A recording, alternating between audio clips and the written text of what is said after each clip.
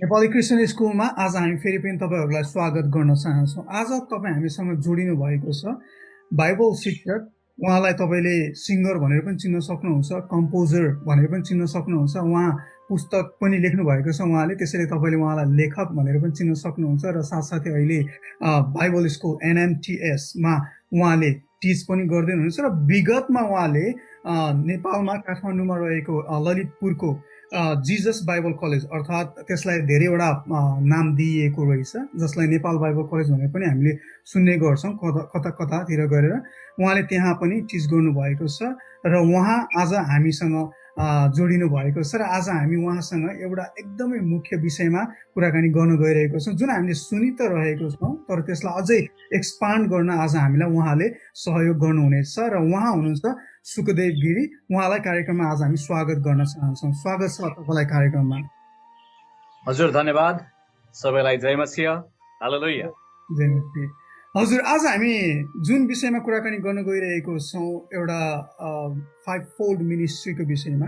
तर यो सबै कार्यक्रमलाई यो कुराकानी गर्नुभन्दा अगाडि हामीले यसलाई परमेश्वरको हातमा राखेर सुरु गरौँ। अनि यसलाई चाहिँ प्रार्थना चाहिँ म हजुरबाटै प्रार्थना गरिदिनुहोस् र त्यसपछि हामी अगाडि बढौँ भन्ने इच्छा गर्दछु। तर त्यसैले यो समय म तपाईँलाई दिन चाहन्छु प्रार्थनाको लागि। परमेश्वर पिता, धन्यवाद छ।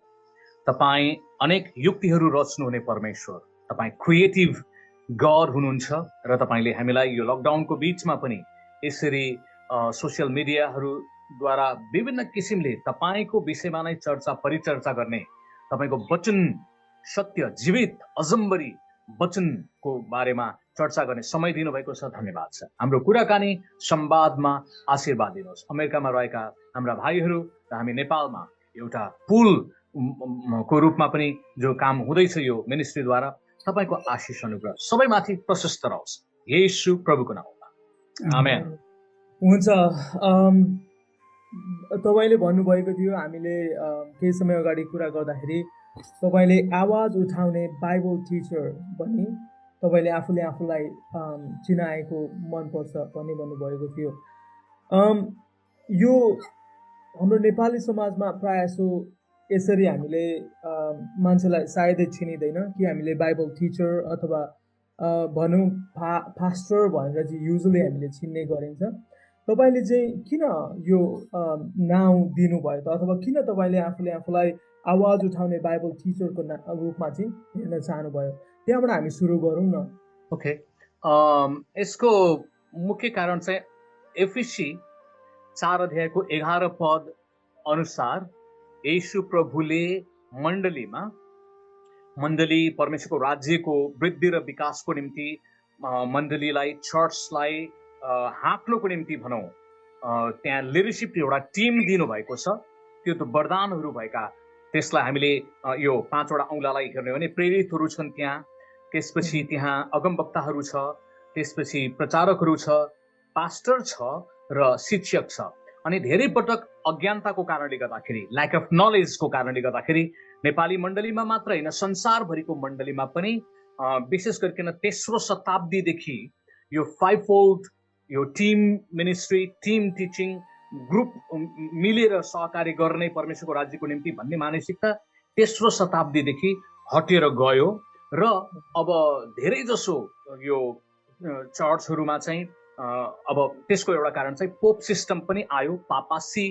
अनि त्यो पोप सिस्टमले मण्डलीमा राज्य गर्दाखेरि यो सबै अन्य कुराहरूलाई चाहिँ एक प्रकारले कन्ट्रोल गरिदियो, उसलाई दबाएर राख्यो। र पछि हुन त 500 वर्ष अगाडि रिफर्मेसन आउँदाखेरि थोरै केही रिफर्मेसनका कुराहरू सुधार त भए, तर लिडरसिप स्टाइलमा पूर्ण रूपमा सुधार भएको देखिँदैन। झन्डै भने पोपले लिडरसिप लिन्थ्यो, मुख्य सर्वा चर्चको थियो भने फेरि अब त्यसको विकल्पको रूपमा अर्को स्थापित चाहिँ अहिले संसारमा अज्ञानताले गर्दाखेरि म भन्छु पास्टर भन्ने शब्द आयो।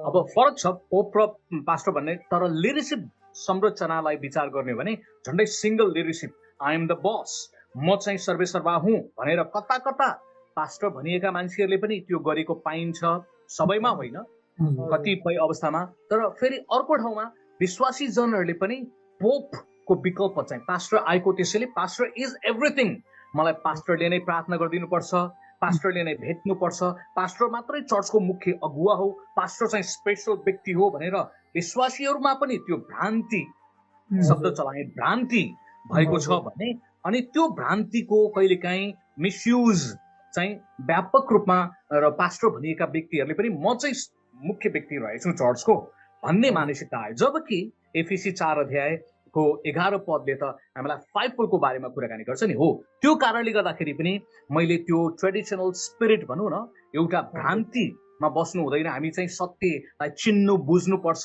एक्सट्रिमिस्ट भएर त्यो जो प्रकारले गएको छ नि।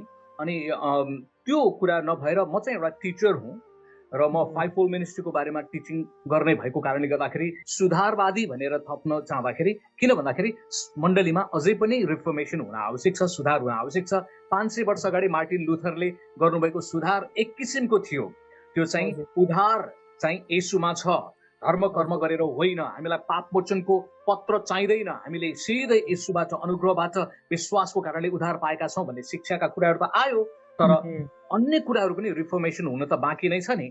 अनि त्यो चाहिँ बिस्तारै समय अनुसार रिफर्म हुँदै गएको हो। अनि त्यही क्रममा नेपाली मण्डलीमा तपाईँले याद गर्नुभयो भने चर्चको मुख्य व्यक्ति को हो, पास्टर को हो भनेर हामी पास्टर मात्र भन्छौँ। फिल्ममा पनि पास्टर टाइटल दिएर खेलाउने बानी परिराखेको छ। अनि इन्टरभ्यू लिँदाखेरि पनि हामी पास्टरको लागि मात्रै कुराकानी गर्छौँ, जबकि चर्चमा परमेश्वरले दिनुभएको त फाइभफोल्ड मिनिस्ट्री छ नि त। प्रेरितहरू छन्, त्यहाँ अगमवक्ताहरू छन्, प्रचारक छ, त्यहाँ पास्टर छ र शिक्षक छ। अनि हामीले चाहिँ यो एउटा मात्रै औँलालाई उचाल्यौँ अनि अरू सबैलाई बिगार्यौँ, अर्थात् त्यसलाई सुताइदियौँ। त्यसैले त्यो सुत्नु हुँदैन। अब बाइबलले जे भन्छ त्यो हिसाबमा हामी जानुपर्छ, अज्ञानतामा बस्नुहुन्न, हामी ज्ञानमा आउनुपर्छ भन्ने हिसाबले त्यो अर्थमा पनि सुधारवादी शिक्षक भन्न मैले आफूलाई रुचाउँछु। अझै अर्को तपाईँले थपिदिउँ, सुधारवादी भनेर भन्दाखेरि जुन कुरा मण्डलीमा सुन्न आवश्यक छ तर मानिसहरूले बोल्न चाहँदैनन्, किनभने यो त हेभी ड्युटी विषय भयो, कसले के भन्ला, यो त ट्रेडिसनको एगेन्स्टमा भयो, वा यत्रो कल्चर भइराखेको छ त्यसको विरुद्धमा किन बोल्ने, मान्छेले मलाई के भन्लान्, मलाई स्वीकार नगर्लान् कि भन्ने असुरक्षित भावनाले गर्दाखेरि मान्छेले बोल्दैनन्। तर मलाई लाग्छ परमेश्वरले मानिसहरूले नबोल्ने विषयमा नै मलाई बोल्नको निम्ति, आवाज उठाउनको निम्ति बोलाउनु भएको छ। That is my ministry. एउटा एक प्रकारले भन्यो भने प्रोफेटिक टिचिङ भनौँ न, आवाज उठाउने बाइबल शिक्षक भनेर भन्दाखेरि प्रोफेटिक टिचिङ दुईटा गिफ्टलाई सँगसँगै लैजाँदा हुन सक्छ। मोर अफ आवाज उठाउने, अब कहिलेकाहीँ डिटेलमा म डिपमा नजाउँला, तर आवाज उठाइदिने अनि डिपमा जाने काम चाहिँ अरूबाट सुरु हुने कुरा पनि हुन सक्छ। एकदमै धन्यवाद तपाईँलाई। साँच्चै नै यहाँ धेरै कुराहरू जोड्नुभयो, तपाईँले इतिहासको कुरा पनि जोड्नुभयो, अनि एफएसीमा लेखेको 4:11 पनि त्यो पञ्चदलीय मिनिस्ट्रीको विषयमा पनि त्यो कुराहरू पनि खोलिदिनु भयो। I think for the contact, त्यो कन्ट्याक्ट चाहिँ अलिकति हाम्रो भ्युवर्सहरूले बुझ्नुहुन्छ कि भन्ने हिसाबले तपाईँले मार्टिन लुथरको कुरा गर्नुभयो, रेफर्मेसनको कुरा गर्नुभयो। रेफर्मेसनमा एक्ज्याक्टली के भएको थियो, पोपलाई किन त्यो माथिल्लो ओदा दिएको थियो, अनि फेरि हाम्रो कन्टेक्स्टमा कसरी पास्टर चाहिँ त्यो समहाउ सब्स्टिट्युट हुन आयो भन्ने कुराहरू अलिकति कुरा गरौँ, अनि त्यसपछि अगाडि जाउँ न। ओके, मण्डली इतिहासलाई हेर्ने हो भने झन्डै पहिलो शताब्दीमा एपोस्टल्सहरू थियो, राम्रै प्रकारले गयो। दोस्रो शताब्दीमा पनि एपोस्टल्सहरूको एउटा सक्सेसर्सहरूको रूपमा त्यो मिनिस्ट्रीलाई क्यारी अन भइराखेको थियो। तर तेस्रो शताब्दी प्रवेश गरेपछि, विशेष गरेर 312 मा रोमको सम्राट, रोममा पनि क्रिस्चियनिटी गयो, गस्पल गएपछि रोमको सम्राटले पनि आफूलाई म पनि विश्वासी हुन्छु भनेर उसले भन्यो। अब त्यसमा दुवै पाटो हुन सक्छ, हामीलाई डिटेलली एक्ज्याक्टली यो भनेर भन्न सक्दैन, तर हामीले एनालाइज गर्न सक्ने एउटा कुरा उसले साँचो तर्फबाट विश्वास गरेको पनि हुन सक्छ, किनभने धेरै देवी देवताहरू हुनुभन्दा, किनभने देवी देवताको पूजा हुन्थ्यो नेपालमा जस्तै होइन, थुप्रै देवी देवता पुज्नु भन्दा त सत्य त एउटा हुन्छ नि त। जसरी बुवा एउटा हुन्छ, जन्म दिने आमा एउटा हुन्छ, त्यसैले त्यो कारणले सत्य एउटा हुनुपर्छ भनेर परमेश्वरले साँचो तर्फबाट काम गर्नुभएको कारणले आएको पनि हुन सक्छ। र उसले कन्स्टेन्टिनले म क्रिस्चियन हुँ भनेर, सम्राटले नै क्रिस्चियन हुँ भनेपछि सारा रोम भरि नै एउटा अभियान चल्यो, ओहो राजा त सम्राट त क्रिस्चियन भयो भने अब हामी पनि हुने। र बिस्तारै अर्को एउटा कुरा चाहिँ फेरि एउटा थ्योरी के पनि छ भने सोचाइ होइन, पोलिटिकली सबै क्रिस्चियन भइराखेको छ, क्रिस्चियनिटी बढ्दैछ, त्यसैले मेरो एउटा पोलिटिकल कुर्सीलाई सुरक्षित गर्नको निम्ति म पनि क्रिस्चियन भइदियो भने चाहिँ सजिलो पर्छ भन्ने सोचाइ ले गर्दा पनि उनी क्रिस्चियन भएको हो कि भन्ने सोच राख्ने मान्छेहरू पनि छ। जे होस्, ऊ राजा नै, सम्राट नै क्रिस्चियन भइसकेपछि उसले आफैले के पनि भन्यो भने मण्डली त अब ठुलो हुँदैछ, रोम चाहिँ कस्तो भने त्यो बेलाको चाहिँ शक्तिशाली देश हो संसारभरि नै, अनि उसले भनेपछि रोममा भएको चर्च पनि शक्तिशाली हो भन्ने हिसाबमा गयो। यरुसलेममा सुरु भएको हो तर पनि रोमतिर नै गएर चर्चलाई क्याथोलिक चर्च भनेर भनियो। क्याथोलिक शब्दको अर्थ चाहिँ अब विश्वव्यापी, युनिभर्सल भन्ने कुरा भयो है। शब्दको अर्थ चाहिँ युनिभर्सल हो त्यो, किनभने रोम पनि एक प्रकारले युनिभर्सल जस्तै नै थियो, सारा संसारमा साम्राज्यवाद गरेको। अनि त्यो व्यक्तिले विश्व के अरे कन्स्टेन्टिनले नै पहिलो पटक आफूलाई म चाहिँ चर्चको पनि बिशप हुँ भनेर त्यो टाइटल पनि लिदियो। ऊ पोलिटिकल मान्छे हो, ऊ राजा हो, तर उसले के देख्यो भने चर्चको मुख्य व्यक्ति म हुँ भनेर मैले आफूलाई कन्ट्रोल गरेपछि सारा मानिसहरू त मेरो अधीनमा हुन्छ भनेपछि स्पिरिट चाहिँ गल्ती देखिन्छ। कन्स्टेन्टिन क्रिस्चियन भयो र त्यसपछि नामधारी क्रिस्चियनहरू पनि बढ्ने काम भयो र उसले पोप बनिदियो नि। वा एक्ज्याक्टली पोप त नभनौँ, उसले आफूलाई पहिलो बिशप भनेर घोषणा गरे हो, रोमको बिशप। अनि अब उसले बिशप भनेर आफूलाई म चाहिँ मुख्य व्यक्ति हुँ भनेर भन्न साथ पछि बिस्तारै चाहिँ इतिहासमा के हुन थाल्यो भने होइन, राजा चाहिँ धर्मगुरु पनि बन्ने, पोलिटिकल्ली पनि बन्नु हुँदैन भन्ने कुरा अलिक चेन्ज आएर, सुधार आएर यस्तै पोलिटिकल मान्छेहरूले अब धर्मगुरुहरू चर्चमा रोज्न थाल्यो। ए त अलि पढाएछस्, त अलिकति मेरो प्यानलको मान्छे होस्, आइजे। जबकि त्यो साँचो विश्वासी नहुन पनि सक्थ्यो। पुजारी थियो होला सायद कुनै मन्दिरको, त्यसलाई ल्याएर अब त येशूको चर्चको पुजारी भनेर त्यस्तो सिस्टम विकृति पनि आयो। भनेपछि अब के देखियो भने गिफ्ट अनुसार काम गर्ने भन्दा पनि पोप सिस्टम, जसले राजाले डिक्टेटर सिस्टममा गयो र रोममा यसरी बिस्तारै पापासीको चलन आयो। अलिकति उनीहरू मर्दै गएपछि पापा भनेर एकछिन एउटा रोचक शब्द पनि छ। त्यो सुरुको समयमा धर्मगुरुहरूलाई पापा भन्ने चलन थियो। पापा भनेको बुबा हो। हाम्रो लाप्चे भाषामा, हाम्रो यतातिर राई लिम्बूहरूको भाषामा पनि पापा भनेको बुवा हो र धेरै संसारको धेरै ठाउँहरूमा पापा भन्ने शब्द चाहिँ बुवा भन्ने अर्थ लाग्छ, आपा बुवा। अनि धर्मगुरुहरूलाई, यो फाइभफोल्ड मिनिस्ट्री गर्नेहरूलाई वा चर्चका प्रेरितहरूलाई, अगुवाहरूलाई पापा भनेर एउटा आदर साथ बुवा, आत्मिकी बुवा भनेर सम्मान गरिएको थियो। तर पछि के हुँदै पनि गयो भने मण्डली इतिहासमा भर्खरै चर्च सुरु गरेको मान्छेलाई पनि पापा, वा भर्खरै एउटा चर्च सुरु गर्नेलाई पनि पापा, र 30 वर्षदेखि 30-40 वटा चर्च सुरु गर्नेलाई पनि पापा। अनि बिस्तारै यो देख्नुभयो नि, सम्मान गरेको कुरा मन परेन, त्यो इम्ब्यालेन्स भयो भनेर। अनि त्यसपछि बिस्तारै पोपहरूको सिस्टमले के आउन थाल्यो भने क्याथोलिक चर्चकै बिचमा यो पोप सिस्टम चाहिँ बिस्तारै रजाइ गर्न थाल्यो र यो पोपले पनि म चाहिँ पहिलो पोप भनेर घोषणा गरेका कुराहरू हामी देख्छौँ। र सबै कन्ट्रोल चाहिँ अब यो रिलिजियस व्यक्ति, पोप भनिएको व्यक्तिमा गयो। त्यसैले प्रेरित पनि मर्यो, वर्धनमा मारियो भनौँ न जबरजस्ती, शिक्षक पनि छैन, तिमीहरू मलाई सुन्नुपर्छ, आई एम द बस। त्यसपछि अगमवक्ता पनि छैन, त को हो मलाई चुनौती दिने, त बोल्न पाइनस्, तेरो टाउको काटिन्छ। यस्तो प्रकारको कन्ट्रोल, डिक्टेटरसिप वा हिटलर पारा चर्चमा आयो। त्यसैले पोप सिस्टमले करिब 1000 वर्षसम्म मण्डलीमा राज्य गर्यो। अब सबैले सुधार त आयो, मार्टिन लुथरको समयमा सुधार आयो, तर यो लिडरसिप स्ट्रक्चरमा सुधार खासै काम गर्ने तरिकामा आएको होइन। जसरी नेपालमा अहिले राजा गयो, तर राजा भन्दा खतरा प्रकारका 600 भन्दा बढी राजाहरू आएको छ नि, देख्नुहुन्छ नि। मेन्टालिटी छ नि, प्रेम हो, डिक्टेटरसिपको मेन्टालिटी। एउटा राजा शब्द गएको हो, जनताहरूले हामी डेमोक्रेटिक गर्छौँ भनेर भन्न थाल्यो, तर जसरी उनीहरू झन् एउटाले बदमासी गर्नुभन्दा धेरैले मिलेर बदमासी गरेका छ नि अहिले संस्थागत रूपमा नै, त्यस्तै चर्चमा पनि त्यो चिज भएको हो। अब विकृति विसङ्गतिको मार्टिन लुथरले ट्याकल गर्नुभएको मेजर कुरालाई हिर्काउनु भयो। उहाँले हेर्नु भएको उद्धार यो धर्म कर्म गरेर होइन, नीति दिएर तिम्रो उसको गरेर राम्रो सामाजिक सेवा गरेर तिमीले उद्धार पाउँछौ भन्ने त्यो इम्प्रेसन क्याथोलिकहरूले हालिदिरहेको थियो चर्चमा।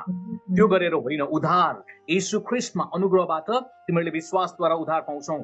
त्यसपछि उनीहरूको आफ्नो पोपको विचारहरू, शिक्षा, सिद्धान्त थियो। उनीहरूले भन्यो होइन, बाइबल इज इनफ, सोला बाइबल चाहिँ पुग्दो छ, हामीलाई अन्य कुरा चाहिँदैन, हामीले थप्नु पर्दैन, जसरी क्याथोलिक चर्चमा थपिएको पनि छ। त्यसैले मार्टिन लुथरले बाइबल पर्याप्त छ, त्यसैले बाइबलमा जे छ त्यो कुरा गर्नु पर्यो। मण्डलीको एउटा उद्धार पाउनुको निम्ति पोप सिस्टमलाई बढी हेर्ने चलन थियो। पोपले एउटा पाप मोचन पत्र बिक्री गर्ने चलन पनि सुरु गरेको हामी मण्डली इतिहासमा पाउँछौँ। र त्यो किनेर रोममा भएको विशेष चर्च बनाउने, पत्रुसको चर्च, सेन्ट पिटर्स चर्च बनाऊ, अनि तिनीहरूको कमिसन खाने विभिन्न प्रकारका विकृति विसङ्गति थियो। अनि फेरि बाइबल सर्वसाधारणले पढ्न पाउँदैन थियो, किनभने ल्याटिन भाषामा थियो। ल्याटिन भाषामा भएपछि सर्वसाधारण मान्छेले त पढ्न बुझ्न पाउँदैन। र नेपालीमा जसो बाहुन बाजे उसो उसो स्वाहा भन्ने चलन छ नि, एक्ज्याक्टली क्याथोलिक चर्चमा त्यस्तो थियो। भनेपछि पोपहरूबाट, चर्चको लिडरसिप टिमबाट, टप लेभलमा भएका व्यक्तिहरूबाट एकदमै व्यापक एक प्रकारले मिसयुज भएको थियो, त्यसको मिसइन्टरप्रेट भएको थियो। मरियमको मूर्ति पूजा गर्ने चलन पनि मण्डलीमा आयो, धूप बाल्ने चलनहरू। अनि त्यसैले मार्टिन लुथरले यो चाहिँ बेटीको, क्याथोलिक समाजकै उहाँ चाहिँ विद्रोह गर्नुभएको होइन, उहाँले सुधार गर्न चाहनुभएको। त्यही भित्र बसेर सुधारवादी एकजना बाइबल शिक्षक हो उहाँ पनि। उहाँले रिफर्मेसनको कुरा, मेजरको कुरा ल्याउनु भयो, तर सबै कुरामा उहाँले ट्याकल गर्नु भएन। जस्तै सानो कुरा, क्याथोलिक समयमा तपाईँले बक्तिस्मा दिने कुरा त बिब्लिकल्ली बक्तिस्मालाई हेर्नु हो भने ब्याप्टिजो भन्ने शब्द, ग्रिक शब्द, त्यो चाहिँ पानीमा डुब्की मार्ने भन्ने अर्थ लाग्छ। त्यो साइन्टिफिक फिल्डको शब्द हो, पानीमा डुब्की मार्ने क्रिया। अनि चर्चले त्यो शब्दलाई प्रयोग गरेर डुबाउको बक्तिस्मा बाइबलमा अभ्यास गरेको। तर रोममा पुगेपछि यो चलन, वा रोमभन्दा अलिक अगाडि पनि हो, 57 को समयमा तिनीहरूले छिटकाउको बक्तिस्माहरू ल्याउन थाल्यो, पोरिङको बक्तिस्मा ल्याउन थाल्यो। मार्टिन लुथरले यो बक्तिस्माको विधिको बारेमा एउटा पनि शब्द आवाज उठाउनु भएको देखिँदैन। किन?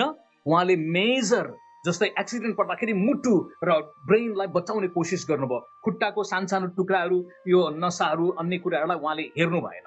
त्यस्तै गरिकन मार्टिन लुथरले कहिले पनि बक्तिस्माको विधि पनि गल्ती छ भनेर भन्नु भएन। यो विधिको बारेमा अर्को रिफर्मेसन गर्ने ग्रुपहरू आयो, जसलाई उनीहरूले भन्न थाले, ए मण्डलीमा यो कुरा ठिक छैन। मार्टिन लुथरको ग्रुप निस्किसकेपछि त्यही चर्चमा नै, सुधारवादी भएको ग्रुपमा नै एउटा ग्रुपहरू आयो। तिनीहरूले भने, ए बाइबल अनुसार त पानीको बक्तिस्मा त डुबेर लिनुपर्ने रहेछ, हामीले छिटकाउ खोलिएको, बच्चा छँदा लिएको, यो कुरा त चल्दैन। उनीहरूले एकदमै डरोसँग त्यही चर्चमा, अब लुथर त्यो प्रोटेस्टेन्ट चर्चमा नै उसले आवाज उठायो। अनि त्यही प्रोटेस्टेन्ट ग्रुपले नै यो बक्तिस्माको निम्ति आवाज उठाउनेलाई के भनिदियो भने, ब्याप्टिस्टहरू हेपेर दिएको शब्द।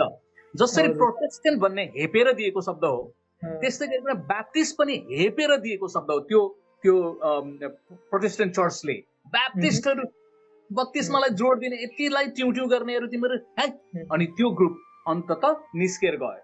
हेर्नुहोस् है, चर्चबाट नै सुधारको क्रम चाहिँ बढ्दै बढ्दै बढ्दै जान्छ। त्यसैले मार्टिन लुथरको समयमा जो सुधारको काम भयो, एक चरणको भयो। त्यसपछि ब्याप्टिस्टहरूको मुभमेन्ट, बक्तिस्मा सम्बन्धी उनीहरूकोमा परमेश्वरले त्यो अभियान लिएर आउनु भयो, राम्रो कुरा हो। त्यसरी नै हिलिङका कुराहरू मण्डली इतिहासलाई हेर्ने हो भने अन्य कुराहरू, जो छङ्घाईको दान वरदानहरू मरेर गएको थियो 1900को शताब्दीको सुरुमा, यो फेरि पेन्टेकोस्टल मुभमेन्ट फेरि रेजरेक्ट भएर आयो। त्यसैले सुधार चाहिँ क्रमिक रूपमा हुँदै जान्छ र परमेश्वरले त्यो मरेका दान वरदानहरूलाई भनौँ न, सुताइएकोहरूलाई जगाउँदै पनि हुनुहुन्छ। अनि त्यसको निम्ति परमेश्वरले व्यक्तिहरूलाई चलाउनुहुन्छ। अनि मलाई लाग्छ त्यो चाहिँ एउटा मेरो काम चाहिँ, म सुधारवादी बाइबल शिक्षक भनेर आफूलाई भन्न रुचाउनुको कारण चाहिँ मण्डलीमा अझै पनि सुधार गर्न आवश्यक छ है। यो हामी सिद्धतामा पुगिसकेका छैनौँ, हाम्रो सोच्ने तरिकामा गल्ती छ, हाम्रो अभ्यासमा गल्ती छ। त्यसैले बिब्लिकल म्यान्डेट अनुसार जाउँ भन्ने एउटा आशय हो। धेरै धन्यवाद। तपाईँले धेरै कुराहरू जोड्नु भइरहेको छ। अनि यहाँ रोचकिलो कुराहरू पनि आइरहेको छ। तपाईँले 312 देखिको कुरा ल्याउनु भयो, सम्राट कन्टेस्टिनदेखिको कुराहरू क्लियर, एउटा तपाईँले भन्दै गरेको एउटा कसरी बुनिएको छ कुराहरू भनेर एउटा जुन हामीले जतिजना हाम्रो मित्रहरूले हेर्दै हुनुहुन्छ उहाँहरूलाई एउटा क्लियर पनि भइरहेको छ यो कुरा अनि हामी आफूलाई पनि क्लियर भइरहेको छ। यसले एउटा राम्रो एउटा उदाहरण तपाईँले जोड्दै लिएर आइरहनु भएको छ। अनि यो सबै कुराहरू गर्दै गर्दाखेरि अझै धेरै कुराहरू यसमा हामीले खोल्नु नै छ, जसरी प्रेरितहरू, अगमवक्ताहरू, प्रचारकहरू, पास्टरहरू, शिक्षकहरू, यो प्रेरित जति पनि यो एफिसी 4:11 छ यसलाई अझै हामी डिटेलमा जानेछौँ। त्योभन्दा अगाडि अर्को एउटा कुरा पनि म जतिजना मित्रहरूले हेर्दै हुनुहुन्छ उहाँहरूलाई तपाईँको विषयमा अलिकति म जोड्न चाहेँ। तपाईँ आफूलाई तपाईँले सिङ्गर पनि तपाईँ हुनुहुन्छ, तपाईँले कम्पोज पनि गर्नुहुन्छ गीतहरू, तपाईँ राइटर पनि हुनुहुन्छ। अनि यही विषयमा मलाई एउटा सोध्नु मन लागिरहेको, तपाईँले कतिवटा पुस्तकहरू लेख्नुभयो र त्यसमा तपाईँ आफैलाई एकदमै मन परेको पुस्तक चाहिँ कुन हो? र त्यस पछाडि फेरि म फर्केर यही विषयमा आउनेछु। मैले यसमा तपाईँलाई अलिकति ब्रेक लगाएर फेरि अगाडि जानु पर्यो। अब राइटर कम्पोजरहरूलाई मन परेको पुस्तक र तपाईँको म्युजिक कुन हो भनेर भन्नु भनेको चाहिँ तपाईँको छोराछोरी छ कुन चाहिँ बेस्ट हो भनेर सोधे जस्तै हो, अप्ठ्यारो प्रश्न हो। मेरो 3जना बायोलोजिकल छोराछोरी छन्, उनीहरू उत्तिकै प्यारो छ। सबैको विशेषता फरक फरक हुन्छ। अब किताबको सवालमा कुराकानी गर्दाखेरि मेरो पहिलो पुस्तक झन्डै 10 वर्ष हुन लाग्यो। त्यो किताब चाहिँ बाइबलले त्यसको टाइटल चाहिँ विवाहको रहस्य हो। बाइबलले प्रेम, विवाह र यौनको बारेमा के भन्छ भनेर मैले त्यो एक प्रकारले जवान बिहा नगरेका मान्छेलाई प्री म्यारिटल काउन्सिलिङको रूपमा त्यो किताब लेखेँ। र त्यो किताब आफै पनि नेपाली समाजमा नबोलिएको विषय हो। तपाईँले याद गर्नुभयो भने नेपाली समाज कस्तो छ भने विवाहको बारेमा शिक्षा कहिले हुन्छ भन्दाखेरि विवाह गरेको दिनमा नै छोटो 1 घण्टाको वा 40-45 मिनटको वचन बोल्ने चलन छ। मेरो व्यक्तिगत अनुभवमा प्राय जसो विवाहको दिनमा मानिसहरू सिक्ने मुडमा हुँदैनन्, तिनीहरू कहिले सक्ला र खाउला र जाउँला भन्ने हिसाबमा लागेको हुन्छ। त्यसैले यो विषयमा बोलिनुपर्छ। हुन त आजभोलि सुधार भएको छ, कन्फरेन्सहरूमा बोल्ने कामहरू, सेमिनारहरू भइराखेको छ। नेपालमा मेरो एउटा काम चाहिँ विगत धेरै वर्षदेखि म युथ कन्फरेन्स स्पिकर यो विषयमा नै बोलिराखेको थिएँ। आजभोलि चाहिँ थोरै चेन्ज हुँदैछ। अहिले फाइफोलको बारेमा, लिडरसिपको बारेमा बोल्न थाल्दैछौँ। त्यसैले त्यो किताब चाहिँ विवाहको रहस्य चाहिँ प्राय जसो जोडी कसरी छान्ने, विवाह किन गर्ने, व्यवहारिक कुराहरू छ त्यसमा। मलाई झट्टै सम्झना भएन, 20 वटा जस्तो च्याप्टर छ, सानो छिटिको किताब। त्यसपछि दोस्रो किताब मैले 2 वर्ष अगाडि अलि बढी भयो, त्यो चाहिँ बाइबलमा औषधिको रहस्य को विषयमा लेखेँ। अनि त्यो किताब लेख्नुको एउटा कारण पनि हाम्रो समाजमा अतिवादी एउटा समूह छ जसले चाहिँ औषधि प्रयोग गर्नु आत्मिकता हो भन्छन्, हैन, डाक्टरकोमा जानु आत्मिकता हो भन्छन्, प्रार्थना मात्रै गर्ने, डिभाइन हिलिङ मात्रै गर्ने भनेर भन्छन्। त्यस्तो व्यक्तिहरूलाई, त्यो एक्सट्रिमिस्ट जो चाहिँ असन्तुलित छ नि, बाइबलले त सन्तुलित तपाईँले सिकाएको छ। त्यसैले बाइबलमा औषधि पनि छ। येशू प्रभुले आफैले भन्नुभएको छ नि, निरोगीलाई वैद्यको आवश्यक पर्दैन, तर रोगीलाई, अर्थात् येशू प्रभु आफैले पनि रोगीलाई औषधि चाहिन्छ भनेर भन्नुभएको छ नि त। तर हामीले येशू प्रभुले त्यो भनाइ भन्नुभएको पछाडिको भाग मात्र हेर्छौँ, म धर्मीलाई होइन पापीलाई बोलाउन आएँ, बचाउन आएँ। त्यो भनाइ भन्दा अगाडि येशूले त निरोगीलाई वैद्यको आवश्यक पर्दैन तर रोगीलाई पर्छ भनेर स्वीकार गर्नुभएको छ नि। अनि येशू प्रभुले रोचक, तपाईँले बाइबलमा एम्बुलेन्सको कुरा येशू प्रभुले नै गर्नुभएको छ, अस्पतालको कुरा, मेडिकल वर्करको बारेमा कुराकानी गर्नुभएको छ भने मैले रोचक ढङ्गले त्यो किताबमा राखेको छु। विशेष गरेर स्वास्थ्यको हामीले जतन गर्नुपर्छ, प्रार्थना पनि गर्ने र परमेश्वरले दिनुभएको बुद्धिलाई, दिमागलाई पनि प्रयोग गर्नुपर्छ। स्वास्थ्यको बारेमा पनि परमेश्वरले बोल्नु भएको छ। हाम्रो आत्माको मात्र उद्धार होस् भन्ने परमेश्वरको चाहना होइन, तर हाम्रो शरीरको पनि स्वास्थ्य, आरोग्यता होस्, हामी तन्दुरुस्त हुन सकौँ भन्ने कुरा हो। र मैले चाहिँ के नारा लगाउँछु भने मेरो 100 रुपियाँको किताबले उसको लाखौं रुपियाँ बचाउन सक्छ र लाखौंको स्वास्थ्यलाई बचाउन सक्छ भनेर मैले भन्छु। म धेरै मूल्य पनि बढी राख्दिनँ, 100 रुपियाँ मात्र नै हो, नेपाली 100 रुपियाँ है। तपाईँहरूको उताको त एकदमै थोरै पैसा पर्यो होला। त्यसैले 2 वटा किताब चाहिँ लेखेको छु। म धेरै किताब लेख्ने साथीहरूले भन्नुहुन्छ, सर तपाईँ के हो 200-300 मात्रै त्यो प्रिन्ट गरेर सकिहाल्नु, के तपाईँ 10,000 12,000 सेल पनि गर्दै हुनुहुन्छ, प्रमोट पनि गर्दै हिँड्नुहुन्छ भनेर गुनासो गर्ने साथीहरू हुनुहुन्छ। हाम्रो कलेजतिरको व्यक्तिहरूको भनाइ चाहिँ प्रोफाइल बन्छ नि तपाईँको धेरै जति किताब लेख्यो त्यति राम्रो प्रोफाइल, म चाहिँ त्यो कुरामा विश्वास गर्दिनँ। म चाहिँ राम्रो काम हुनुपर्छ, थोरै भएर अब 200-300 लेखेर त लेख्यो भनेर मात्र गर्ने हो भने त म 30वटा किताब 1 वर्षमै लेखिदिन सक्छु नि। गरी छ टाइप गर्ने हो, फुर्र निकाल्नलाई कुनै गाह्रो जस्तो लाग्दैन। तर 200 मात्र लेखेँ, 20 लाख मान्छे छ भनेर हामीले भन्छौँ भने हाम्रो विश्वासी पुगेन नि त, होइन? त्यसैले कम्तीमा पनि 10-20 हजार त मेरो दिमागमा त 10-20 हजार हो। तर अरूहरू चाहिँ छक्क पर्नुहुन्छ, अब तपाईँको 10-12 हजार बेच्नुहुन्छ, त्यो पनि 1 वर्षमा 2 वर्षमा। अनि म चाहिँ काम चाहिँ दह्रो हुनुपर्छ भन्ने मान्यता राख्ने व्यक्ति हो। त्यसैले किताबमा चाहिँ 2टा मात्रै ट्र्याक्सहरू बढी मैले लेखेको छु, सायद 5-7वटा ट्र्याक्सहरू। त्यसमा चाहिँ मेरो नाम हुँदैन, ट्र्याक्समा त नाम लेख्ने चलन छैन। त्यसैले तर कति व्यक्तिहरूलाई दृष्टि जाँच नगर्ने भन्ने चाहिँ मेरो 25-26 वर्ष अगाडि पहिलो ट्र्याक्स हो, गस्पल ट्र्याक्स। र त्यो चाहिँ OMGOC विभिन्न समूहहरू गरेर सायद 1 करोड भन्दा बढी त्यो प्रिन्ट भएर गएको छ। मान्छेहरूले प्रभुलाई त्यसबाट चिन्ने बुझ्ने मौका पाएका छन्। हालेलुया। धेरै धन्यवाद तपाईँलाई।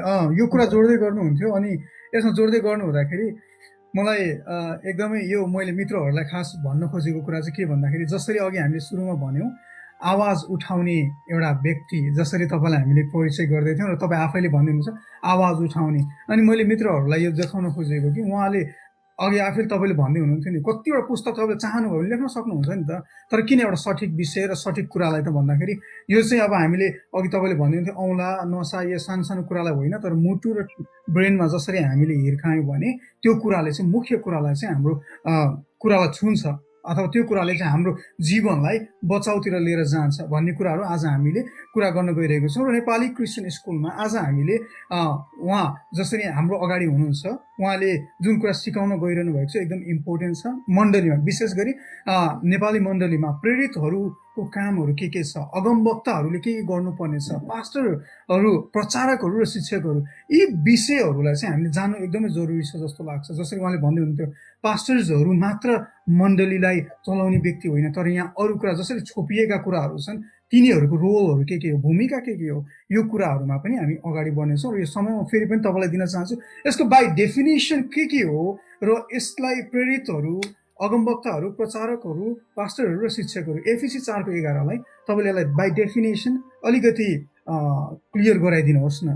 ओके, पहिला हामी प्रेरितबाट सुरु गरौँ है त। त्यहाँ एफिसी 4:11 सायद पढ्दाखेरि राम्रै होला है त, मैले पढ्देँ। एफिसी 4:11 अझ सन्दर्भको कारणले गर्दाखेरि हामीले 4 देखि 13 सम्म पढ्दाखेरि राम्रै हुन्छ है त।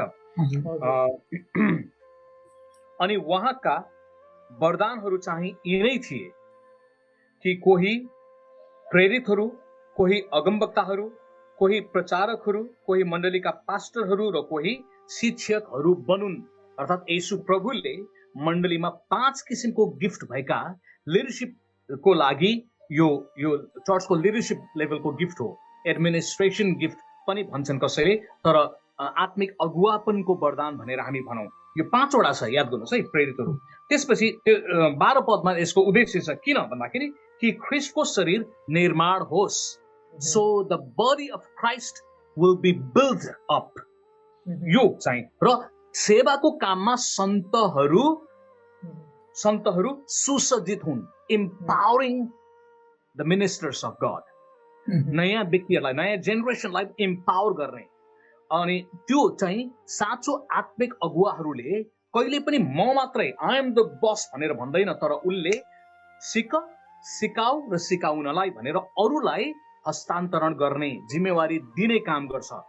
तर इन्सिक्योर लिडरले आई एम द बस, म मात्रै हुँ, अरू गर्न पाउँदैन, वा मेरो बाउले गर्छ, मेरो आमाले गर्ला, म नभएला मेरो स्वास्नीले गर्ला, तर अरू व्यक्तिहरू नो चान्स भन्ने मानसिकता चाहिँ त्यो सेकुलर मानसिकता हो। झन्डै झन्डै पोप सिस्टमको आत्माले काम गरे हो, वा त्यो हिटलर सिस्टमको आत्माले काम गरे हो, वा त्यसलाई हामीले अझै नेपालको भाषामा भन्ने हलदार पारा हो के, हलदार पारा।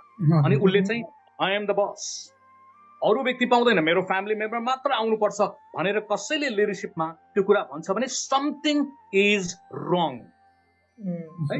त्यसैले यो चाहिँ बुझ्न आवश्यक छ। उसले सन्तहरूलाई निर्माण गर्ने, कसैले आफ्नो फ्यामिलीलाई मात्र निर्माण गर्छ नि, त्यो ठिक छैन। साँचो आत्मिक व्यक्तिले अरू सन्तहरूलाई प्रभुको राज्यमा आएका मान्छेहरूलाई निर्माण गर्छ। कहिलेसम्म? अर्को कुरा छ 13 पद, जबसम्म हामी सबैले विश्वासको र परमेश्वरको पुत्रको ज्ञानको एकता प्राप्त गर्दैनौँ र परिपक्व मानिस बने ख्रिस्टमा पूर्णताको नापसम्म पुग्दैनौँ। अर्थात् यो 13 पदले चाहिँ के भन्दै भने यो गिफ्ट कहिलेसम्म भन्दाखेरि येशू प्रभुको आगमन नभएसम्म, परिपक्व नभएसम्म। लौ त भन्यो भने वास्तवमा सिद्ध त संसारमा हामी यहाँ मलाई लाग्छ कोही पनि हुन सक्दैनौँ। 100% नलेज, 100% परमेश्वरलाई चिनेको भनेर हामीले भन्न सक्दैनौँ। हामी सिद्धतामा एउटा महिमादेखि अर्को महिमामा बढ्दै बढ्दै बढ्दै जान्छौँ। कतिपय मान्छेहरूले चाहिँ के भन्छ भने प्रेरितको जमाना, अगमवक्ताको जमाना गयो, त्यो पहिलो जेनेरेसनको लिडरको लागि मात्रै हो, त्यसपछि सिद्धियो, यो चाहिँ गिफ्ट चाहिँदैन, अब त्यो चाहिँ मर्यो, अब चाहिँ जे छ पास्टर मात्रै हो भनेर विचार कहाँबाट आएको भन्दाखेरि विशेष गरी हामीले बुझ्नुपर्छ पोप सिस्टमबाट आएको। पहिलो पटक यो 5-fold मिनिस्ट्रीलाई मार्ने एउटा व्यक्ति, औपचारिक रूपमा मार्ने व्यक्ति कन्स्टेन्टिन नै हो, रोमको सम्राट।